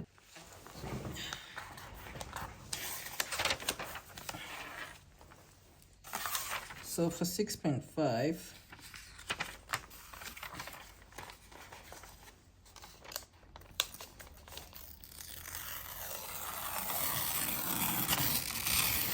I had made a mistake, and it was here when I wrote this. It's actually positive, you see. So meaning when you write down the distance equation, you can say here d of x is equal to h. H, as we said, is just negative f, right? So meaning this, you write it the opposite way. So it's like negative x squared plus 2x plus 3. But then when you subtract g of x, it means here you're going to have negative x, and then you're going to have positive 3. There you go. So let's get the distance equation. So distance here is going to be negative x squared. 2 minus 1 is just 1. 3 plus 3 is 6. Okay, perfect. So, okay, that's fine. So now we have a distance equation. And as you already know, anytime you need to find the maximum of anything, you need to have an equation that relates to what they're asking for. So they're asking for the maximum distance. So we have a distance equation. Perfect. That distance equation, we need to differentiate it and make it equal to 0. So we need to differentiate distance equation. That's the first thing. Then equate it to 0 to find the x value where the maximum distance occurs. You see, because the maximum distance is somewhere at a specific x value. So we need to find that specific x value. Because the moment we find that specific x value, we can then throw that x value into the distance equation. And the distance equation will give us a maximum distance. So let's differentiate this equation. Differentiating this equation, you have negative 2x plus 1. So we have differentiated. Now we need to equate it to 0. Equate the equation to a 0. We have 2x here. Divide both sides by a 2. X is a half. So what this is saying is where x is a half, that's where you're going to have your maximum distance. So in your distance equation, you see this distance equation here, where x is, you're going to throw a half. You can have negative a half squared plus a half plus 6. So this is going to give you, well, just use the calculator. Negative bracket. There we go. We're not sure, use brackets. Squared. And then this is plus a half. And then what? Did I make a mistake? No, that's just x, and then plus 6. Plus 6. This is 25 over 4. That's the maximum distance. Okay, not bad at all. So as I can say again, questions like these, you would want to sign up for the online courses. Get the help that you need so that these kinds of questions don't keep bothering you. 6.6 says the following. It says, given that k of x is equal to gx minus n. Okay, fine. So it's a straight line graph. K of x is just the graph of g after it has been moved. In this case, we can assume it has been moved downwards because of a negative. Then it says it determine n if k is a tangent to f. So if k is a tangent to f, it means that the graph of g, for it to be a tangent to f, it has to be moved downwards, you see. It has to be moved downwards. So once it's moved downwards, this tangent is going to touch f somewhere there. They say determine n if k is a tangent to f. Well, the easiest thing you can do here is to maybe just get the equation of k. The equation of k is just the tangent to f, and that tangent, we know it as a gradient of positive 1. So anytime you need to get an equation of a tangent to a curve, firstly, you know that you're dealing with a straight line graph. Y is equal to mx plus c.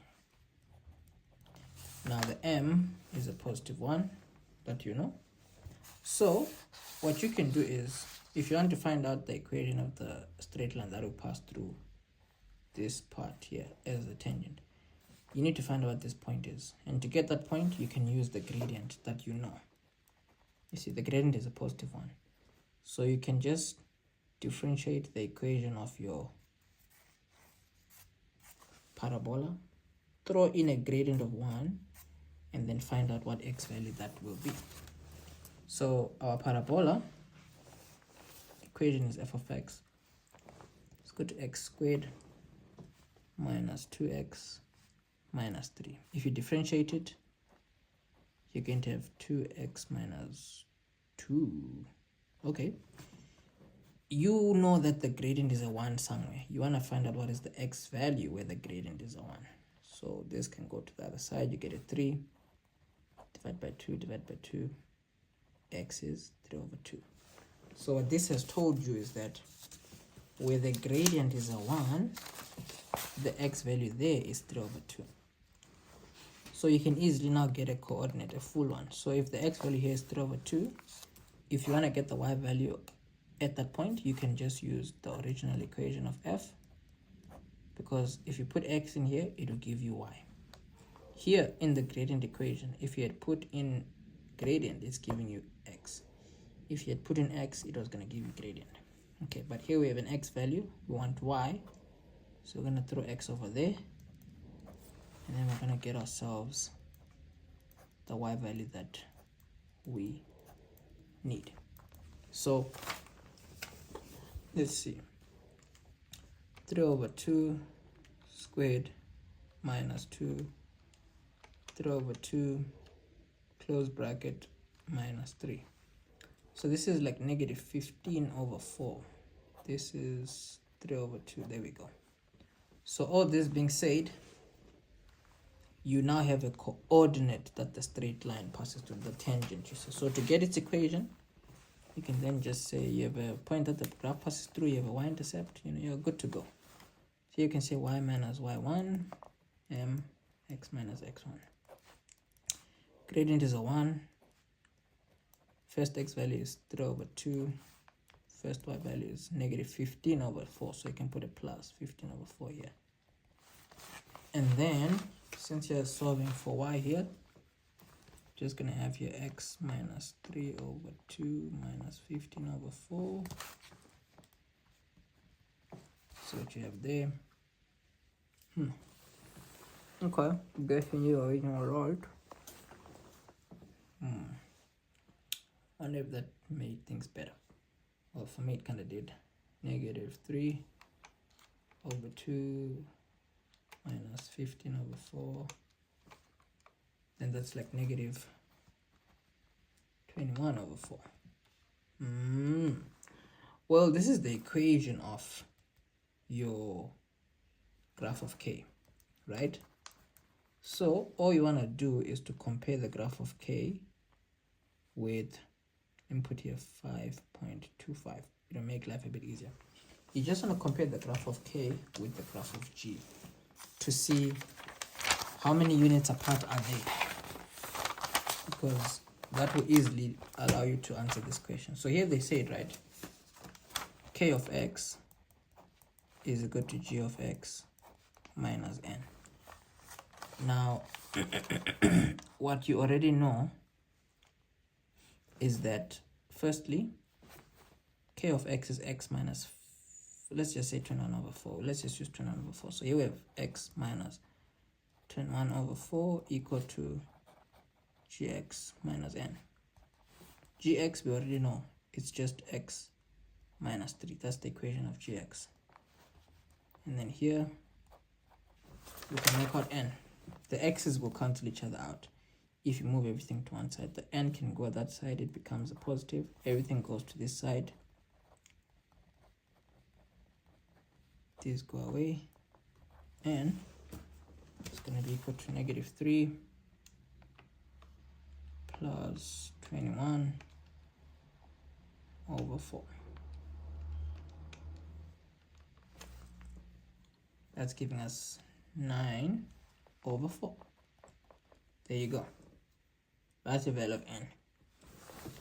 Nothing crazy, nothing major. It's a nice 5-mark question.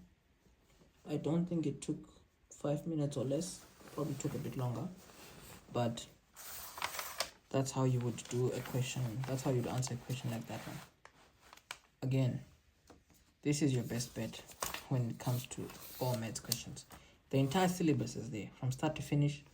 I don't know how long it took me to put together this online courses. It's all your topics in your grade 12 syllabus. All 10 topics that you have to learn. They're all there on the course platform. You can learn at your own pace. And these kinds of questions, you will easily be able to answer them, because you can imagine how many papers I've gone through and now compiled a course to help you study. I highly recommend that you sign up for that. Let's move on to question number 7.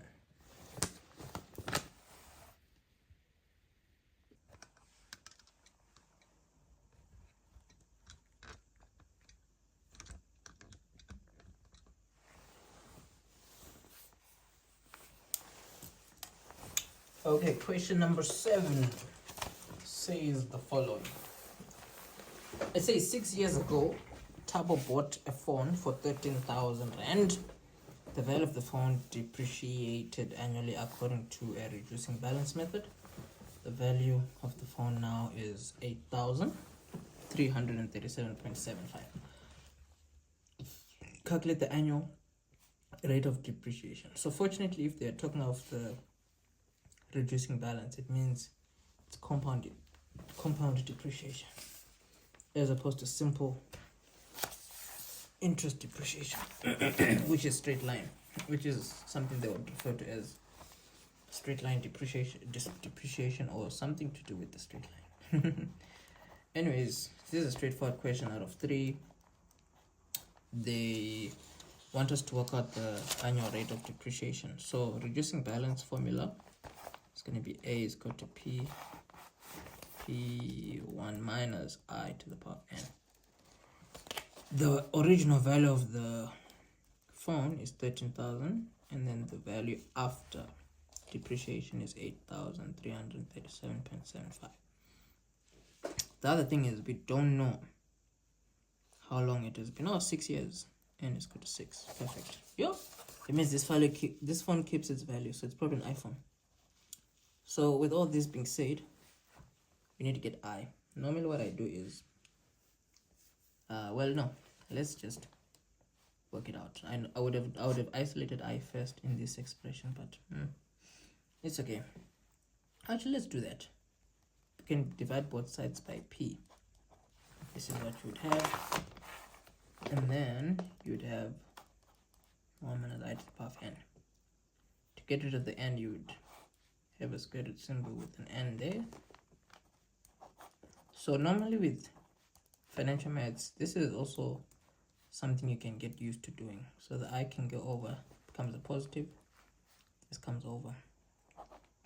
What I mean is isolating the variable that you need to work with. It allows you to get an answer that is not rounded off.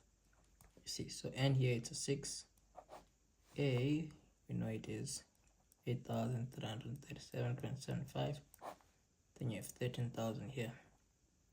So all this being done, let's put all this in the calculator.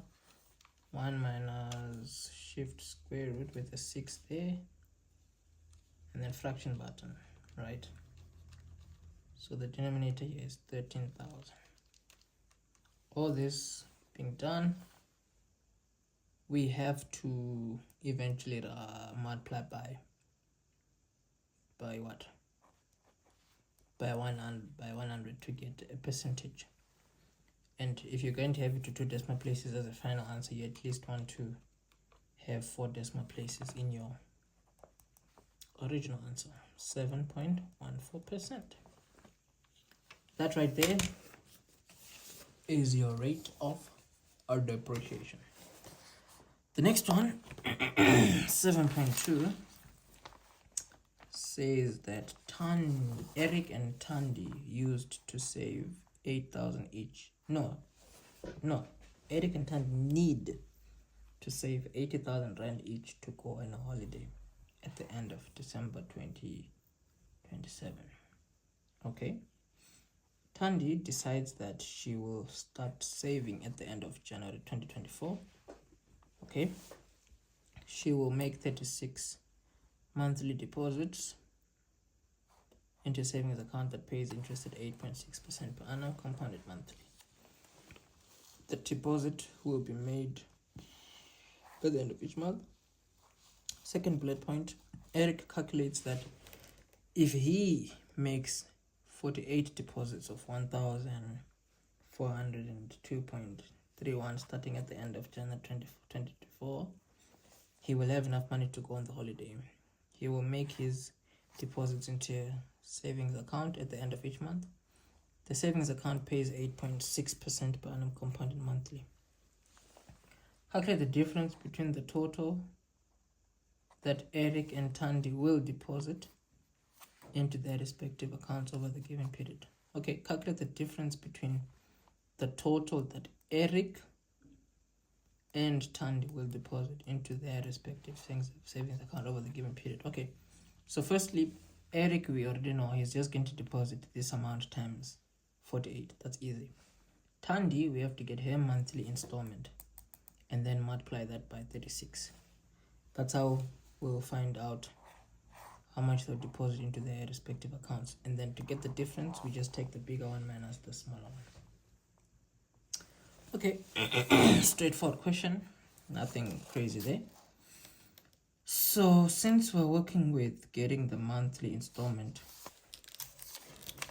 anyway, so as you can see, I'm tearing this off because somebody made a mistake, because somebody was being too macho.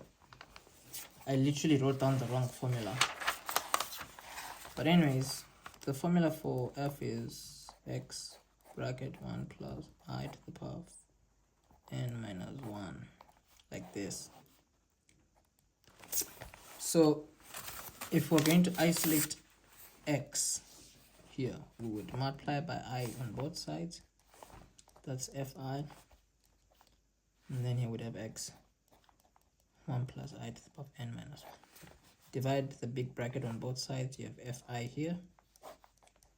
1 plus I to the power of n minus 1. That's what x is. So working out a value of x, we know that we already have all this information. So f is 80,000. I, we know it is just 8.6% over 12. I like to write it like this. N is 6 years, and that's about all the information we need. So I here, 8.6% over 12. Interest is 8.6% over 12. The whole thing to the power of 36. Why did I put 6 there? My guy. Okay, there we go. This is what x will be. So in the previous mistake, I had gotten this answer because I had written everything wrong. But anyways, we're here to do better.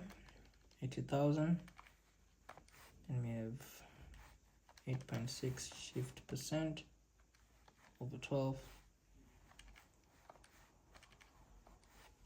1 plus 8.6% over 12, this whole thing to the power of 36, right? The whole thing minus 1. There you go. That's more like it. 1955.78. This is more of a, it's a more believable number. What I wanted to do was to read the question again, calculate the difference between the total amount that Eric and Tandy will deposit into their respective savings account over the engagement period. So the total amount that they will deposit over time. So it means for Tandy it's 36 times 1955.78. For Eric it's going to be 1,402.31 times 48. So let's get these totals and get the difference. Times 36, 70,408.02, and then with Eric, 0.31 times 48, what is this equal to? 67,310.88. Now they said we should get the difference, so this number minus this number, let's see what you get here. 70,408.02 minus our answer. It's gonna give you. So it means that Tandy deposited this much more.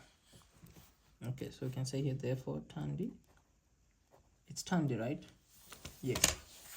Tandy is the one that did the 36 months. Therefore Tandy, she deposited more. Deposited 3,071 for more than Eric. Oh, don't you just love this handwriting? Yeah, absolutely terrible. Anyways, 7.3, it says Lesibana. That is just a strange name. You have a strange name. No cap. So Lesibana was granted a loan. Oh no, never mind. I'm sorry. Let me not hate on people's names. I might just get cancelled for nothing. Right? 2024. Right? Yeah, no. Weird times we're living. Lesibana was granted a loan of 227,000. The rate of interest for the loan is 9% per annum, compounded monthly. Lesibana will make monthly payments of 5,000, starting exactly 4 months after a loan was granted. How many payments will Lesibana make to settle the loan? So, first and foremost, before you even do anything, she didn't pay off the loan for 3 months. So, you have to get rid of this number. You have to get a new value of the loan. So, what we mean is, our compound interest formula, we need to make this money gain interest for 3 months. So the original amount is 25,000, is 225,000, right? So interest rate was 9% per annum compounded monthly, so it's 9% over 12, and then over 3 months. N is months since our interest is compounded monthly. So this is for 3 months. We need to find out before we do anything, what is this amount now worth after those 3 months? You see, because the 225,000, it's now absolutely irrelevant in our calculations. That's why we need to get rid of it as soon as possible. This whole thing to the power of 3. So we have 230,100.5637. It's better to work with the whole thing since, we have a whole question to go through. So this is the new loan. This is how much she owes when she starts paying off her loan, because it says here she will make payments of 5,500 starting exactly 4 months after the loan was granted, meaning the first 3 months she didn't pay anything. Then it says here, how many payments will Esipana make to settle the loan? So now, since it's a loan question, we know that this is x 1 minus 1 plus I to the power n close bracket. Is it a negative? Yes, this is a negative to the power of I. Yeah, remembering these subtle pieces of information is very important, because if you leave one thing, you are in deep trouble. I have a formula sheet here. Fortunately, I can just double check. Yes, it's correct. Anyways, so the loan value, we know it's P, and here they're asking us for how many payments. So we need to get a value for n. So what I normally like to do is to isolate n. So to isolate n, it's not too bad. Pi equal to x 1 minus 1 plus I to the power of negative n. Divide both sides by x.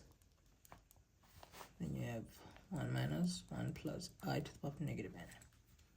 And then here, since you want n right, this whole bracket that is a negative, I usually take it to the other side, comes a plus, and then this I take it to the other side. See, like that. And then from here, since we're isolating n, and n is an exponent, we can just use logs. You see, this is a base, this is an exponent, this is something on the other side. So how logs work is, the exponent, since you want to isolate it, this is going to be on its own. Then you have log. Then you have a value here. It's always going to be the base of the exponent. So this is 1 plus I. And then whatever was on the other side, it's going to be in its own bracket here. We can actually have it as it's just 1 minus this fraction. You see? So we need to be careful when we put in values in here. So to start off, fortunately, we know it is 9% per annum compounded monthly. So that's 9% over 12. P is the loan amount, so it's the 230,100.5637. X is the monthly installment, and then what? N is what we're looking for. So here, even though it is negative, we'll deal with that later. We have log here. At least you can just throw everything once, you see. That's why I like doing it this way. 1 minus 230,100.5637. The whole thing multiplied by 9% over 12. Yep, it's a big question, but it's not that intimidating, because when you put all this into the calculator, it fits so easily, you see. And you'll see now, log button, down here, you can have brackets there, 1 plus 9%, as we know, over 12, there, see, done. Here we have 1 minus a fraction, you see, and then up there we have 230,100.5637, and then there's a fraction in here, 9 shift percent over 12. The whole thing 5 over 5,500. You see, there you go. It's not bad at all. And the answer we're getting, fortunately, we're getting a negative, which is as expected, you see. So let's just say 0.39 here. If you divide both sides by a negative, n is going to be equal to 50.39 payments. So the 39 part, you really don't want to worry too much about it, but you can say here, therefore, 51 payments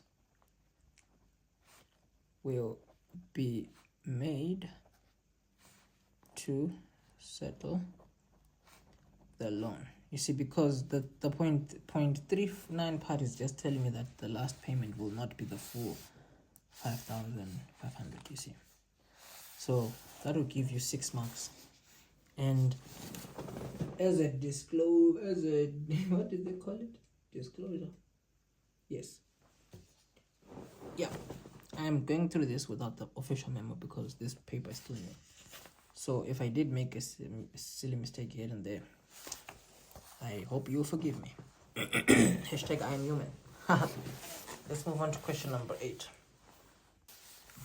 Question number 8. What do we have here? We're almost done with the paper, so that's a good thing. Question number 8 says that we need to work this out using first principles. Wow. So what I can advise anyone that is studying to write their final exams, grade 12, what I can advise is go through so many papers that you get bored by how easy some of the questions then get. Just go through as many papers as you can, you know. The school system is just rigged. So just take advantage of it. If you're going to work this out using first principles, that's interesting. First principles, we have to use that long formula. F prime is equal to lim h goes to 0, and then it says f x minus x plus h, actually, minus f of x over h. That's the formula. So with this formula, what can I say? You need to what do you need to do? We need to use this formula to get the first principles of this. So we have to deal with the f x plus h part, which is not very difficult, because all you have to do is wherever h is, you put, wherever x is, you put x plus h. So yeah, let's just kill off. Lim h goes to 0. Here we can have 1 over x plus h minus f of x, right? The whole thing over h. So what I can tell you to do is very easy. As long as you have f, whether it's one fraction or two fractions, right? And those two fractions are what you may call are being divided by a value. All you have to do is whatever this number is, you have to multiply the bottom here and the bottom there, meaning that your next line here can just be like this: 1 h here, x plus h, and then here xh. There you go. So that you don't have like 3 lines. So having to have done this, clearly you would be thinking to yourself, okay, fine, we need to break down this expression, you know, make it smaller and all that, so that we can eventually sub in a value of h that is equal to 0. So in a situation like this one, you may be thinking, do we get a lowest common multiple, all that? And the simple answer is yes, you can. You can easily just get the lowest common multiple. So the lowest common, or rather lowest common denominator here is going to be, they both already have h, so that's fine. One of them has an x on its own, and the other one has a bracket x plus h. So carrying on here, and the funny thing is, as I'm doing this, I'm trying to think of a time I did a question like this, but I'm trying to just brush that aside and, you know, just do something off the top of my head and see where it takes us. So here, the top will have an x, the bottom will just be x, h, x plus h. Then here we'll have 1 times x h, so that's gonna be minus x plus h in brackets. And then fortunately the top, since they already have one denominator, the top we can just simplify. X minus x, the top is only gonna have 1 h, so that's gonna be h x plus h. Fortunately this can then cancel out. Yes, and then you're going to, oh no, this is going to be a minus now. Wow, because here you see, if you multiply it inside, you'd have x minus x and then minus h. Literally almost missed that, and that was going to be a big problem. So, whew, thank goodness. So this is going to be -1 at the top, x, and then x plus h here. So here now you can throw in a 0 into your expression, because you don't want to throw in a 0 where h is, until it won't cause you to have an undefined expression. You see, here we're safe now, because if you throw a 0 here, it won't bomb out. So carrying on, we're going to say here, therefore, f prime is going to be equal to -1 x plus 0 here, and then you're going to have here 1, -1 here, x squared. There you go. That's as good as it gets. And if you check the original question, you can even, if you were to use the short method to work this out, you would easily get this.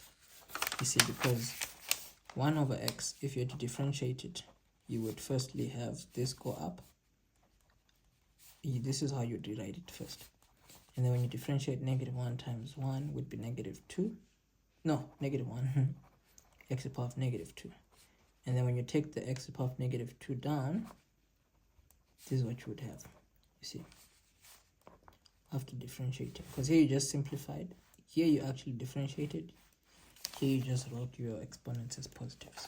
So you can even do this for yourself first, so that when you get an answer, you can easily verify that what you did was the correct thing to have done. Zoop. Anyways, moving on to question 8.2. 8.2 is more differential calculus. You know, on the course platform, there's an entire course on applications of calculus and differential calculus. So if this is still something that is bothering you, you know where to go. 4x to the power of 6 plus square root of 2 and then x squared, like that. So you see here, I try to stop it as best as I can before the x, to show that they are not under the same square root symbol. So for 3 marks to differentiate this is not a big deal. Before you differentiate, you would want to keep the dx part with the brackets. Simplifying this, what you know is there's an invisible 2 here and an invisible 2 there. But without overcomplicating it, fortunately here, because these are being multiplied together, you can just say square root of 2, which is a 4, square root of x to the power of 6, right? You would end up with, you would need to think of it like this. You see, so there's a 2 here, the 2 goes under the 6, you have x to the power of 3. You see, so here you have x to the power of 3 here. Because when you have a square root with 2 things under the square root and they're being multiplied together, the square root applies for each of them individually. So this is dealt with in terms of simplifying. Square root of 2 will just be square root of 2.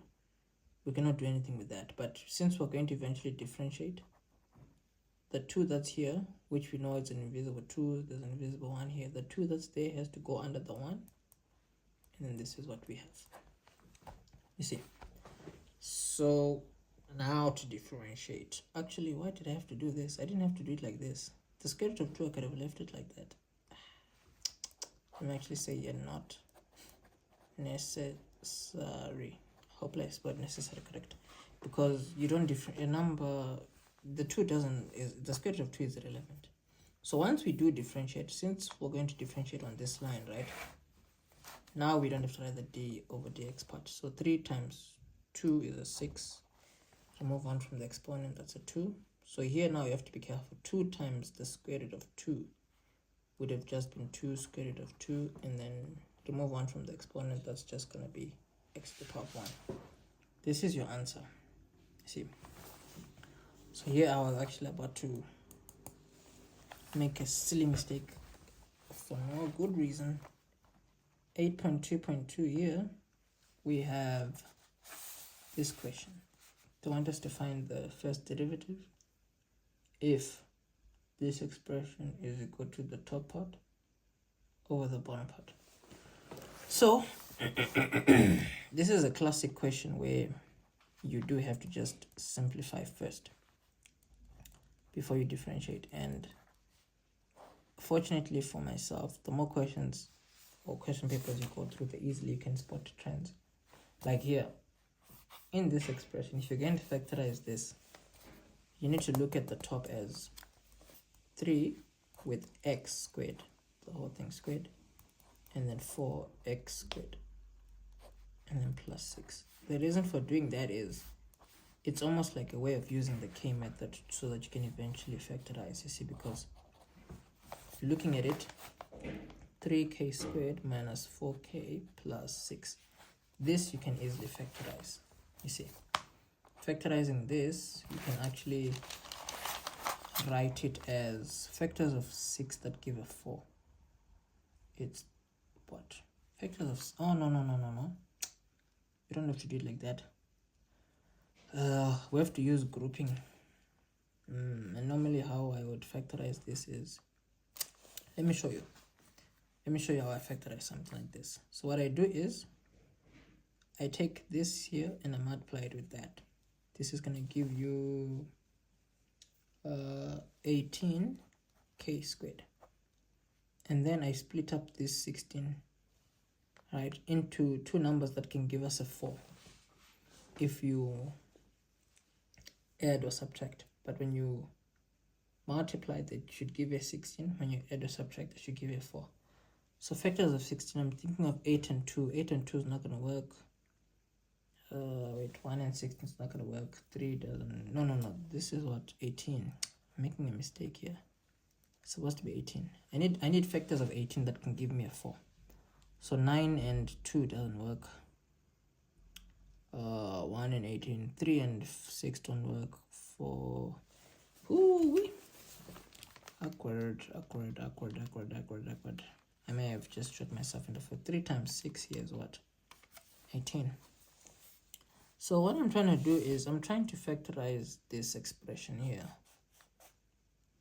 So I need factors of 18 that can give me a 4, but the way it's looking here.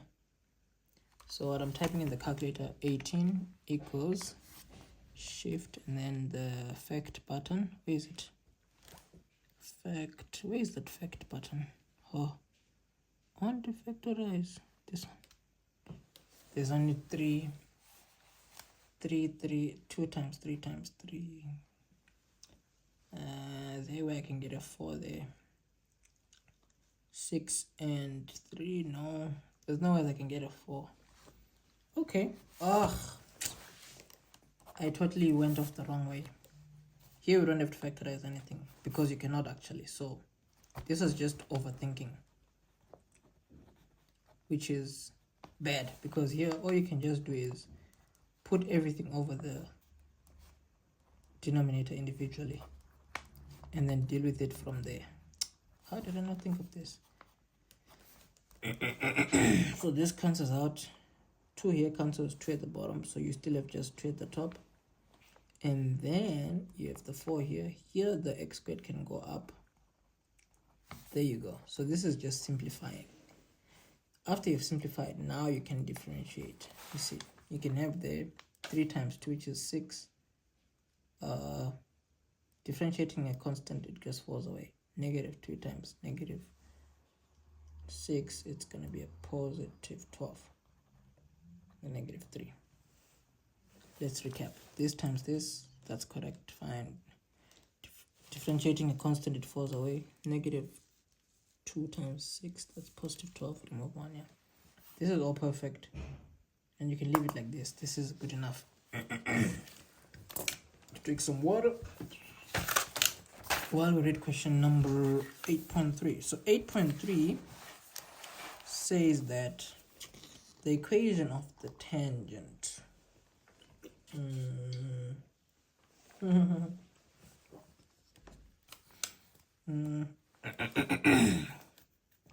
excuse me. The equation of the tangent f of x is equal to that expression at x is equal to 1. Fine. So we have the equation of a tangent to this graph where x is equal to 1 is given by this expression. So this is the equation of the tangent to this graph, and the tangent and this graph, they meet each other at positive 1. Determine the values of a and b. Textbook questions these. Again, if these questions are not super easy for you, depend. You need to just work on that, because this is as basic a question as you can get. So if these kinds of questions are still a problem for you, you need to just ask yourself, why would you not take this opportunity? You see, because you may be thinking to yourself, yeah, but I've already spent time on this and all that, but you're literally almost there. You know, it's just one more hurdle and then you're there. So just get the course, go through the functions and graphs course, and these types of questions will be easy. So if you're going to get the value of A and B here, it's very simple, because all you need to, the value of B and C, this is just saying get the equation of this graph, right? If they've told you that this is a tangent to this graph, where x is a 1. The interpretation of this question is quite straightforward. You just need to know your work. So what they're saying is, right, you have a graph of f of x. Okay, fine. And they haven't given us the full equation of this graph, which is fine. So if you're going to get B and C are two variables. Normally, if you're going to get two variables, you need to work them out simultaneously. Meaning you need to have two equations where one equation you'll get it using one piece of information, the other one another piece of information. So this is f of x, and you're given the tangent. You see, what you need to know about a tangent and a curve is that a tangent and a curve share a coordinate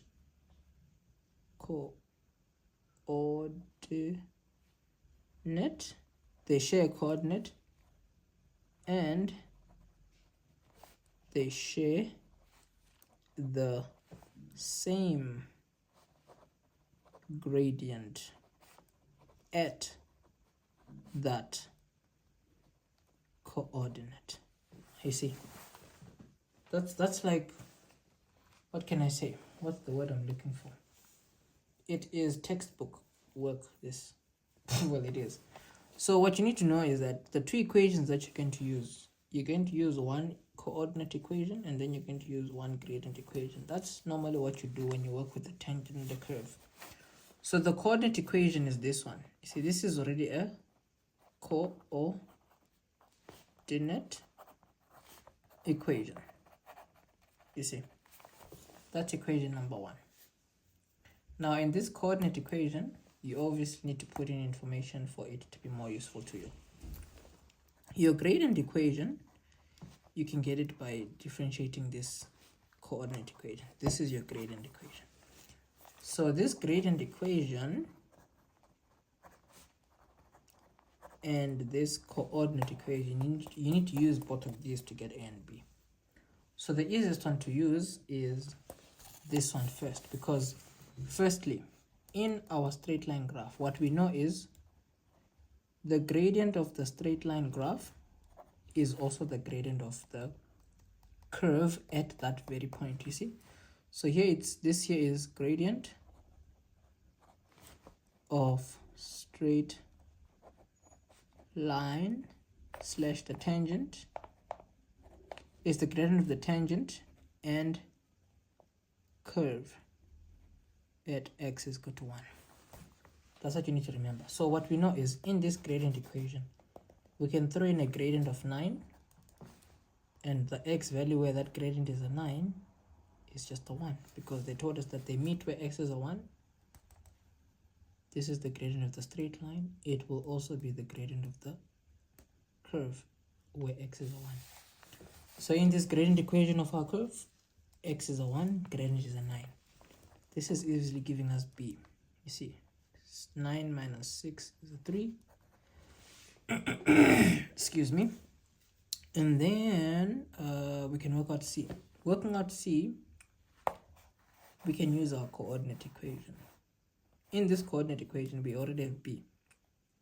We just need an x value that the graph passes through and a y value. Now to get an x value, we are given, it's just a 1. The y value that we can put in here, you can just get it from here. You see, because if you throw x as 1 in there, it's gonna give you the y value where x is a 1. of which, remember we said here, a tangent and a curve, they share the same coordinate. So this one coordinate that you will get for the straight line is the same coordinate that you can use for your curve. So in your straight line equation, you can throw in x as 1, and then you're getting here 9 minus 9, that's just a 0. So your coordinate is just 1, coordinate 0. Excuse me. So in this coordinate equation, where y is, you can just put a 0.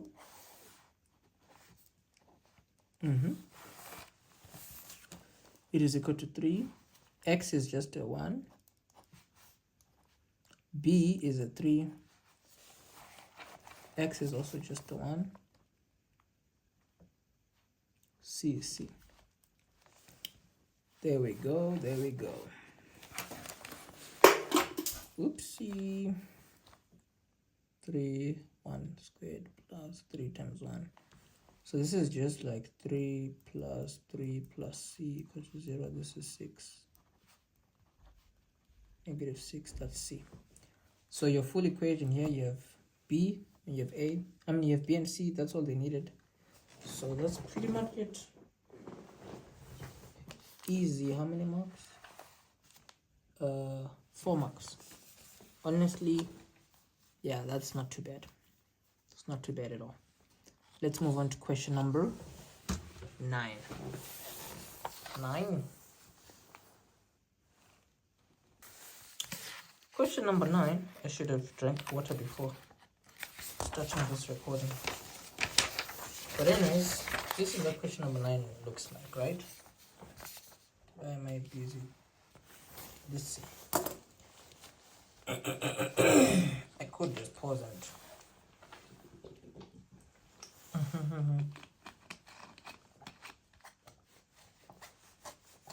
drink the water. Excuse me. Bruv. Just get to work.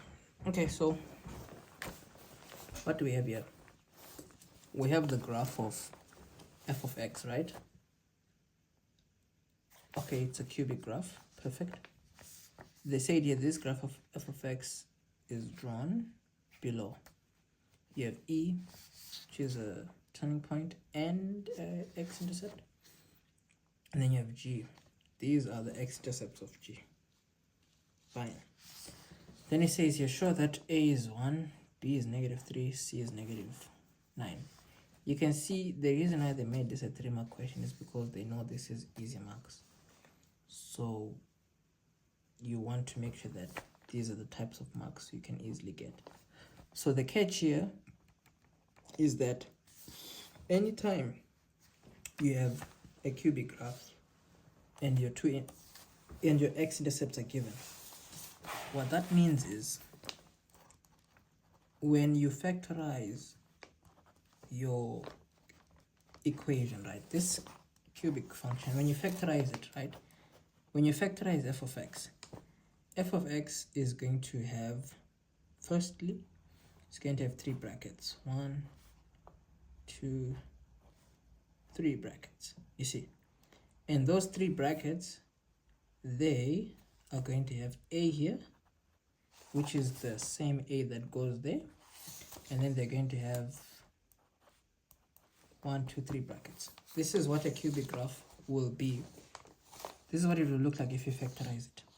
The only catch is that anytime that you factorize a cubic graph that has 2 x-intercepts, the x-intercept that has a turning point, this x-intercept here will be represented by 2 brackets that look alike. And then this one that's on its own, it will just be over there. So before you do anything, this is what you want to do in your expression. So fortunately here they've given us our expression after it is simplified. They are telling us the y-intercept is going to be a negative 5. So that's fine. Y-intercept here is negative 5. But let's simplify this first and then we can get on later. So just keep the a away from all this mess. So these 2 brackets here, you're going to have x squared plus x times x is x squared, x times 1 is x, 1 times x is another x, so you're gonna have 2x. 1 times 1 is a 1. There you go. So here a is still out, right? And then you have x squared times x, that's x to the power of 3, x squared times 5, negative 5x squared. Then this here times x, positive 2x squared. This here times 5, negative 10x. And then 1 times x is x. 1 times negative 5 is negative 5. Okay. So that's x cubed here. These two are like terms. So negative 5 plus 2, that's negative 3. And then negative 10 plus 1, that's like negative 9. And then minus 5. So ideally here now you can throw in the a, because if you throw in the a, you're gonna have a x cubed minus 3 ax squared minus 9ax minus 5a. Because once you have written it out like this, you can see that right at the end here, you see negative 5 here is your y-intercept. So this entire negative 5a is just equal to negative 5. So you can write here, therefore, negative 5a is equal to 5. Divide both sides by, negative 5a is equal to negative 5. You see, because there's a negative 5 in this entire space here. But then here we have a negative 5. You see, so negative 5 is equal to the negative 5a. Negative 5 cancel each other out. A is a positive 1. So then your full equation, if a is a 1, you're going to have this cubed minus 3x squared minus 9x and then minus 5, you see. So it means that the value of b is equal to negative 3, the value of c is equal to negative 9, which is what they want you to have, you see. So all this information about two brackets looking identical and all that, that's very important information. Guess where to find it? Don't say I never told you. But anyways, I mean here, I meant the website with the courses. That's where you find such information. Galore, you know? But anyways, let's move on to question 9.2. 9.2 says here, calculate the value of x for which f has a local minimum. So local minimum, you may be asking, local minimum, this is just the turning point, you see. Turning point. So minimum, this would be the turning point where you almost have like a smiling face. It's the turning point where your graph is concaved up. You see, if you wanna find out the concavity of any graph, just draw a tangent where at any point at that graph, like you see, from the point of conflection, right, all the way to the right, the graph will be concaved up, because if you draw any tangent anywhere here, the graph will be above that tangent. But then to the left of the point of inflection, if you draw any tangent, that tangent will be above the curve, so meaning that portion of the curve is concaved downwards. But then anyways, that's tutorials everywhere on the course platform that you can go through to get more info on that. So getting the turning point right, a turning point is very straightforward. You're just going to differentiate your equation and equate it to 0. So that's very, very straightforward. Let's differentiate our equation here. 3x squared minus 6x minus 9. We have differentiated it. Equating it to 0, well, here I was thinking of dividing everything by 3 first, which I happily will do, because why not? You see, even the 0 gets divided by 3. Guess what? It'll still be 0. How shocking. X squared here minus 2x minus 3. So factors of 3 that can give us a 2, it's fortunately just 3 and 1. To get a negative, it's negative 3 plus 1. And then here, therefore, x is a 3, or x is a negative 1. These are the two x values, you see. So unfortunately, fortunately this is correct, because this is the negative 1 that we got there, and then this is definitely a 3. One of the x values is a 3. You see? So here we can say therefore x is equal to 3. This we can disregard it, because that's the turning point of that's the local maximum turning point, minimum turning point. 9.3. Why don't you just drink water, bro? Stop doing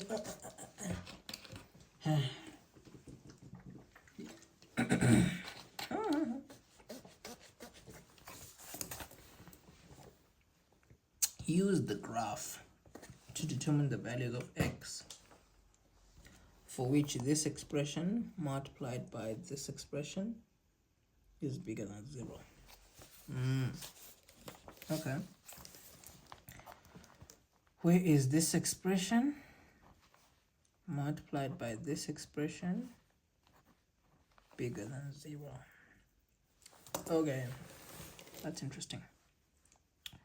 So what we do know is that this is representing the second derivative, this is representing the original graph. So this is a 3-mark question, yes, but you need to understand the dynamics and the theory behind a question like this. So what I mean to say is that, firstly, what we do know is that this is basically saying you have one expression multiplied by another expression. Where will this expression be bigger than 0? For any two values being multiplied together, if your answer is going to be bigger than 0, it means that both have to, why don't I say both need to have the same sign? Okay, I'll just write dumb English. Both have to be having the same sign. I don't know, I wrote it so weirdly. What I mean is, any two things, if you're going to multiply them for them to give you a number that is bigger than 0, they both have to have the same sign. Either both have to be negative, or they both have to be positive. So firstly, what we can do for ourselves here is, we need to look for cases where both these expressions are both either negative or they are both positive. So what you can do for yourself is, first let's see what the second derivative will look like, because we already know what this will look like.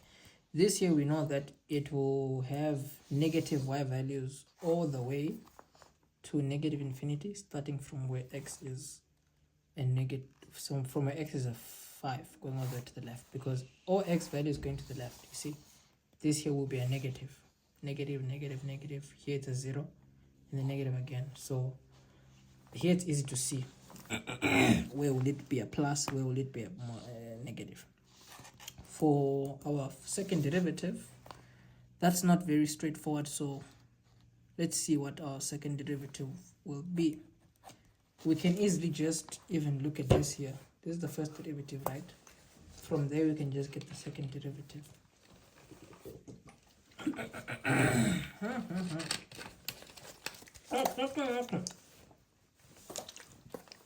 Drinking water, Quill. I don't know what's happening with my throat. I don't know where my voice is going. Anyways, second derivative, we can even get it from here. This is going to be 6x and then minus 6. You see, so what we can think to ourselves is, with this is the second derivative, right? Where will this be a positive, and where will f of x be a positive? So I don't want to make this seem very strange, but let's do this. Let's draw the graph of the second derivative here. To do that, firstly, negative 6 is our x-intercept, so you're going to have your x-intercept somewhere there. This is a positive graph. Let's just see where the y-intercept will be, or the x-intercept rather. Getting the x-intercept, you have to make y as 0. 6 goes to the other side here. X is a 1. Okay, so meaning that this is -1, so sum at +1, you're gonna have your line passing through there. Okay, fine. So here we can visualize the second derivative, and then we can easily see the first derivative. Perfect. So the reason for doing this, yeah, sorry, excuse me. Sorry. The reason for doing this is we want to see where does this have positive, where will this also be having positive? Where does this have negative, when this is also having negative? So in a nutshell, if you think of it logically, right, these two graphs,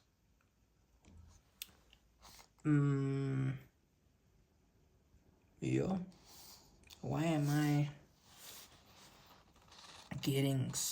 making this so complicated when it should actually just be very straightforward? Because if I'm going to eventually work out where these two meet and all that, for which use the graph to determine the values of x, for which the second derivative multiplied by that is going to be equal to, it's going to be bigger than 0.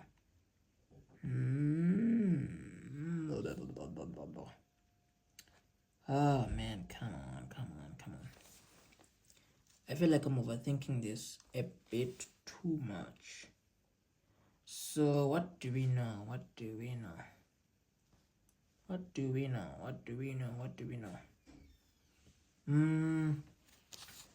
Point of inflection. What? Yo, let me see. Let me just see here.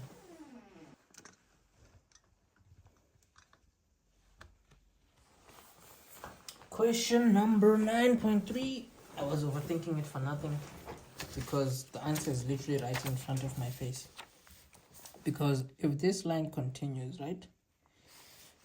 Remember we said we need cases where both are positive values, and we need cases where both are negative values. The negative side is easy because firstly, this x-intercept here, we worked it out to be +1, you see? What we know is from +1, right? Starting from where x is a +1, going all the way to -infinity. The second derivative has negative values here, and this also has negative y values here, all the way to -infinity. That way, you see, all x values before 1. This has negative y values, and this also has negative y values. So that's the first part of our answer. X is below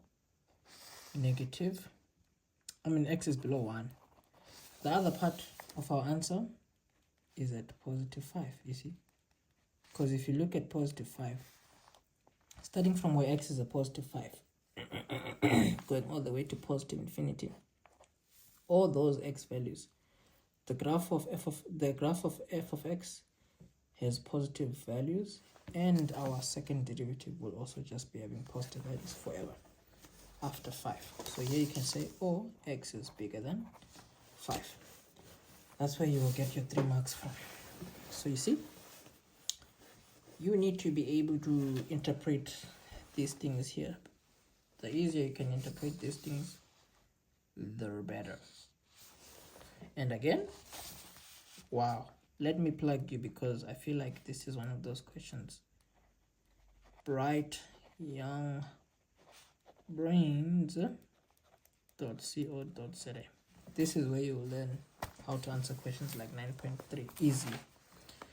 9.4 says the following: for which values of t, right, will the graph of p equal to fx plus t have 2 distinct positive roots and 1 negative root?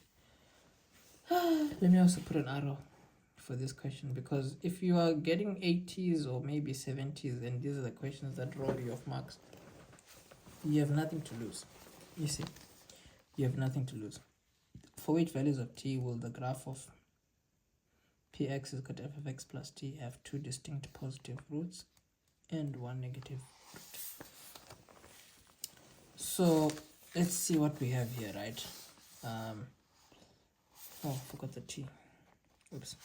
So the idea with a question like this is the graph of f, this is just telling you that the graph of f is being moved up or down. You see? Now, for our graph of f to have two distinct positive roots, right, and one negative one, I wish I was using my tablet for this question. It would be much easier to explain. But anyways, let's draw our mini picture. I've explained the question like this many times before, but it's okay. Let's do it one more time. So this is what our picture looks like, right? Now, the way this picture looks, originally it has one distinct positive root and one distinct negative root. So the thing is, if you move this graph up or down, right, say you move it upwards a certain number of units, right, say you move it upwards a certain number of units, it can eventually look something like this, and then like that. You see, if you move it a certain number of units, right, our graph will also be having one distinct positive root and one distinct negative root. But then anything in between, right, as in anything in between this picture here, anything in between this picture here and anything in between this picture here, you have cases where your graph will be having three roots, you see, and of those three roots, some will be positive, some will be negative, vice versa. So let me give you an example. Say you move this top graph here, right, a few units downwards. Say you move it a few units downwards. It's going to look something like this. You see, it's going to have one positive root here, another positive root here, and then a negative root here. You see, negative, positive, positive. And then before we carry on, this question is asking us, what is the, before we deal with the devel of t, we'll deal with that later. Let's first deal with understanding these pictures. For which values of t will the graph of p have two distinct positive roots and one negative one? So in a situation like this, you can see that this graph has two positive roots and one negative one, you see. But then if you keep moving this picture here, if you keep moving it downwards, right, if this graph keeps going downwards, it will still be having two positive roots until one of the roots is a 0, one of the roots is a positive number, and the other one is a negative. You see, there's a scenario like this one here where it will have a root that is 0, a root that is a negative, and a root that is a positive, you see. And then obviously if you carry on moving this graph downwards, eventually it will look something like this. You see, one root that is positive, one root that is negative, one root that is negative. So we want the sweet spot where this graph is having two roots that are positive and one that is a negative. So from our original picture, for us to get that, you can easily see that the issue is moving the graph at least 5 units, because if you move it exactly 5 units upwards, right, if you move it exactly 5 units upwards, you're going to have a picture like this one. You see, if your original picture, if your original graph is moved exactly 5 units upwards, it's going to look like this: one positive, 1 0, 1 negative. But the moment you move it anything more than 5 units, anything exactly more than 5 units, your picture will start to have two, see, distinct positive roots and then one negative one.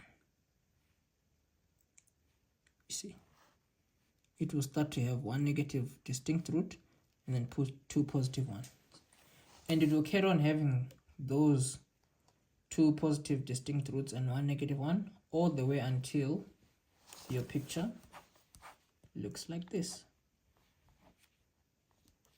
You see, it will keep having two distinct positive roots up until your turning point has now touched the x-intercept.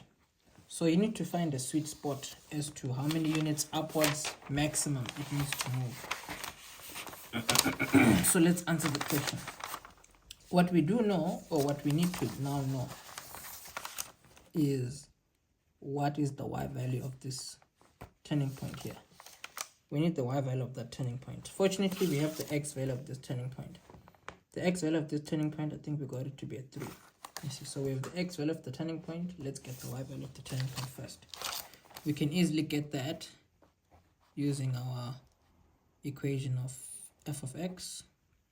Come on, man. I make such silly mistakes. And funny enough, whenever I'm like tutoring students, right, and I see them writing and they scratch stuff out, I'm always like, you don't have to do that, wada, but that's exactly what I always do. And I'm doing it again. I feel like actually tearing this whole page out. Because, wow. Nah, fam. Put a 3 there. The one thing is I need to remember b is a -3, you see. So let's see, 3 where x is, and then -b here, and then another, putting 3 again, squared. C is a -9, and then 3, -5. Okay, fine. This is better, much better. So you have 3 cubed minus 3 times 3 squared minus 9 times 3 minus 5. This is -32. Wow. Well, now what we know is that this here is -32.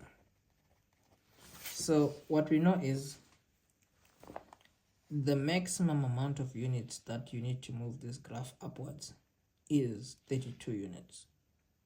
That's as highest. That's the highest. That's as high as you will move it. And then the lowest amount of units that you need to move it upwards is 5. So meaning, if you think of t, right, t is the movement of your graph going upwards. So your value of t has to be at least bigger than 5. It has to be bigger than 5 units. So t has to be bigger than 5, but then t has to be smaller than 32. You see, meaning you can move the graph a minimum of 5 units, it will start to have 2 distinct routes.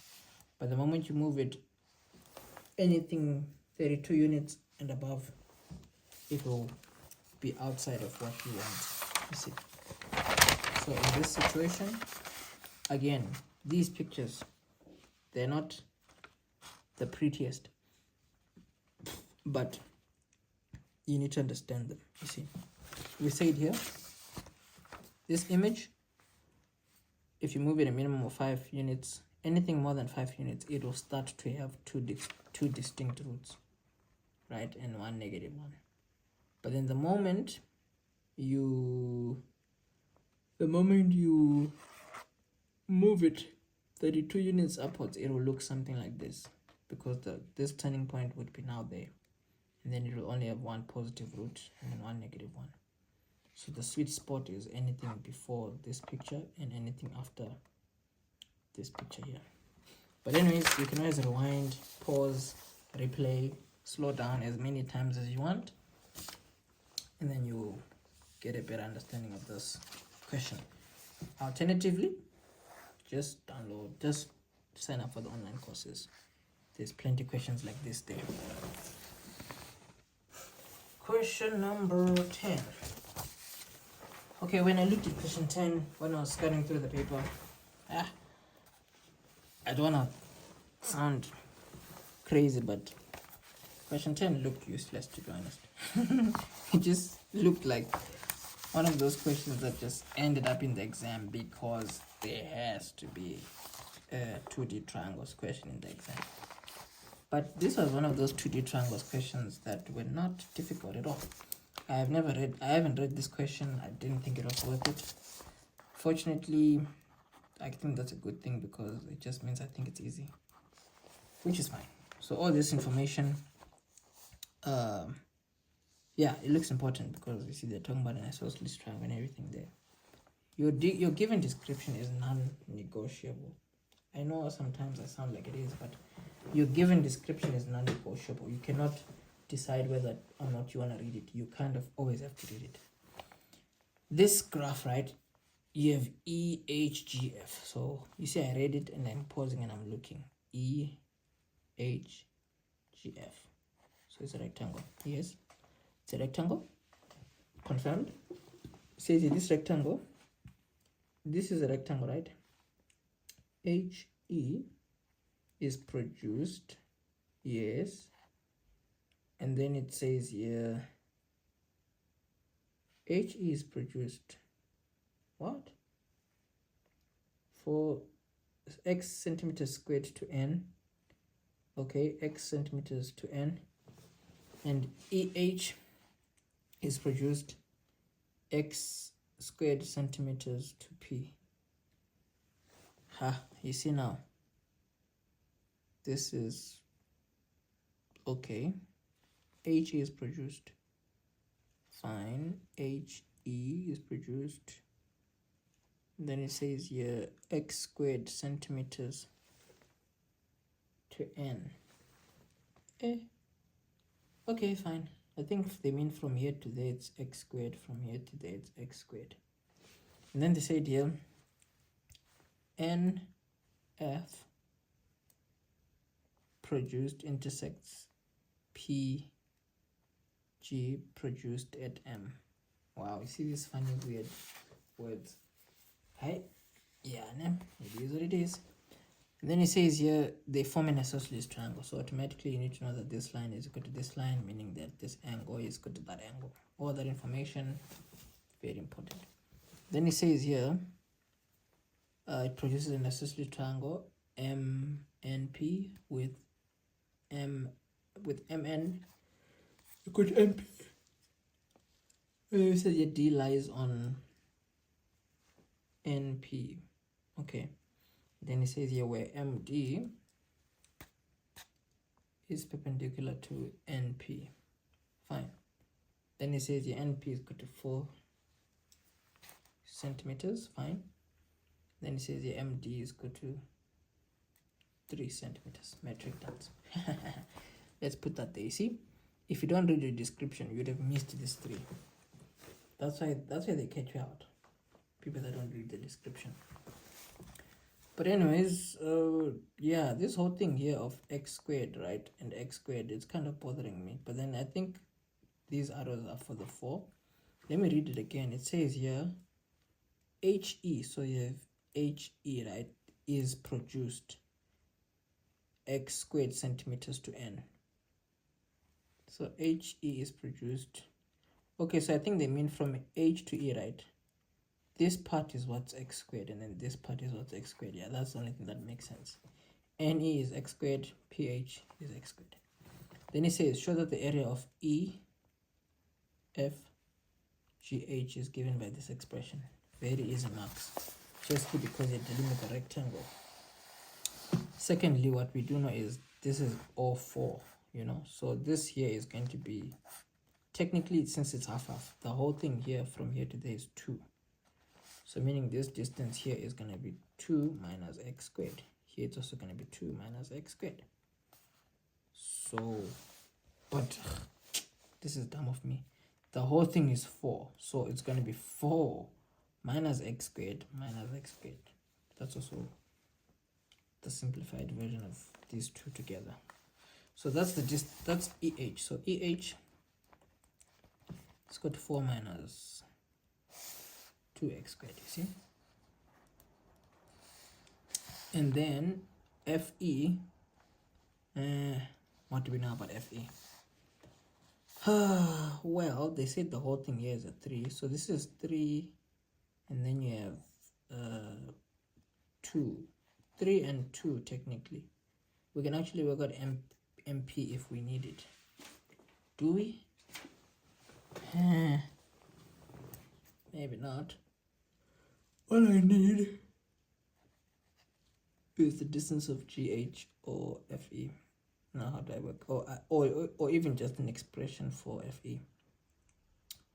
So how do we get that now? Well, let's see. technically they said mn is okay,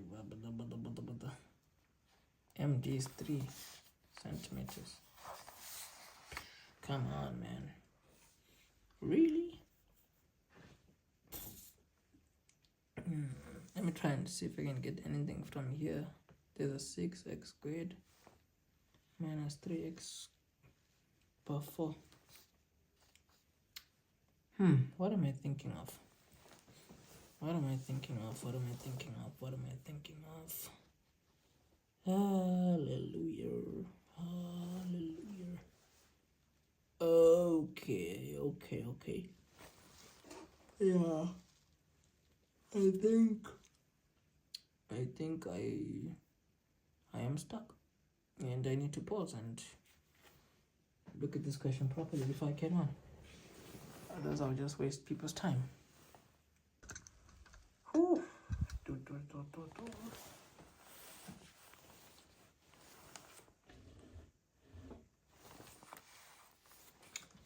Okay, so to be honest, yeah, I have properly eaten my words with question 10. 10.1, something is shady with 10.1, don't wanna lie. So I'll leave it for now. I'll move on to 10.2, because 10.2 you can easily work it out, even though 10.1 you may not have gotten the answer. 10.2 is asking for the maximum area of the triangle. So what we already at least know is we have the area formula, right?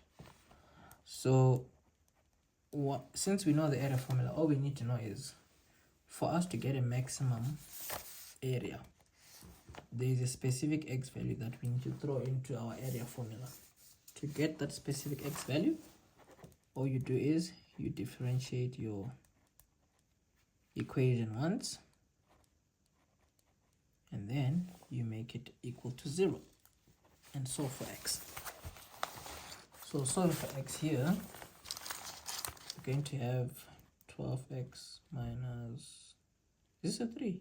Wow, goodness. So we can factorize actually. We can take out 12x as a common factor. We have 1 minus x squared, and then here we have 12x equal to 0 or negative x squared. 1 minus x squared is equal to 0. So this is going to give you x squared is equal to 1, squared at both sides, x is equal to plus or minus 1. Divide both sides here by 12, x is equal to 0. So x cannot be equal to 0 because that cannot give you a maximum area. X is equal to 1 because distance cannot be a negative. So if x is a 1, then let's see, put that into the original area formula. We have 6, 1 squared minus 3, 1 power 4. And then here, 6 minus 3, this is 3. You see? So here I can say, therefore, the maximum area is 3 units squared. There you go. Hi. Let's just move on to question 11. Question 11 is a question I've done before. It's a probability question, and it was yeah, it was pretty straightforward.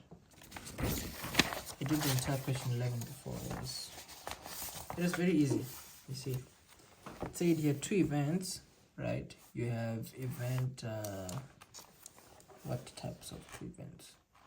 You have, what do we have? It says you have 2 events A and B such that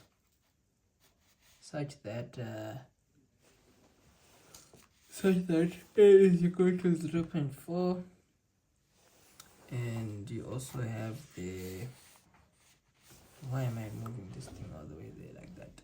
Come on, bruv, come on now. A is equal to this value, probability A is this value, probability of A or B is this value, A and B are mutually exclusive.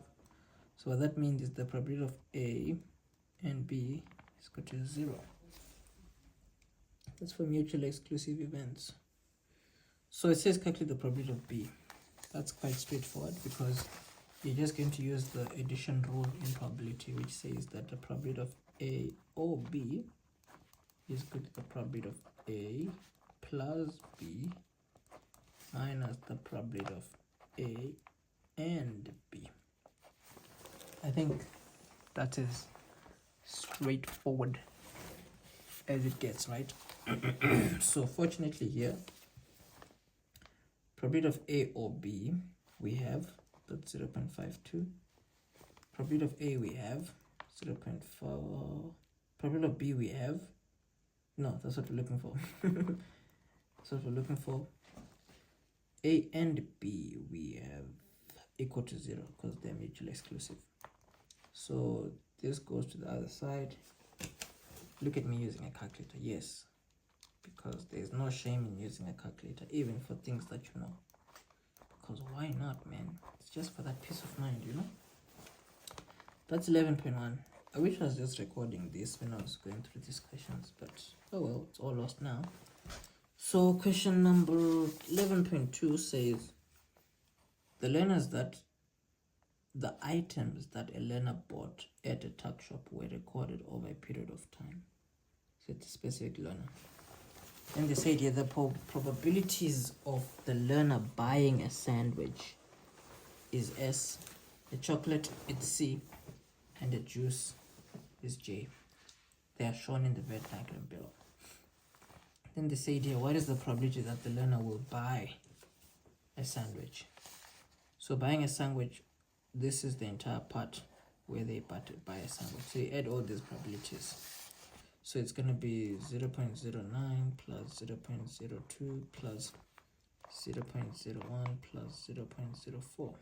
What do we have there? Yep, going to use the calculator. 9 plus 2 plus 1 plus 4.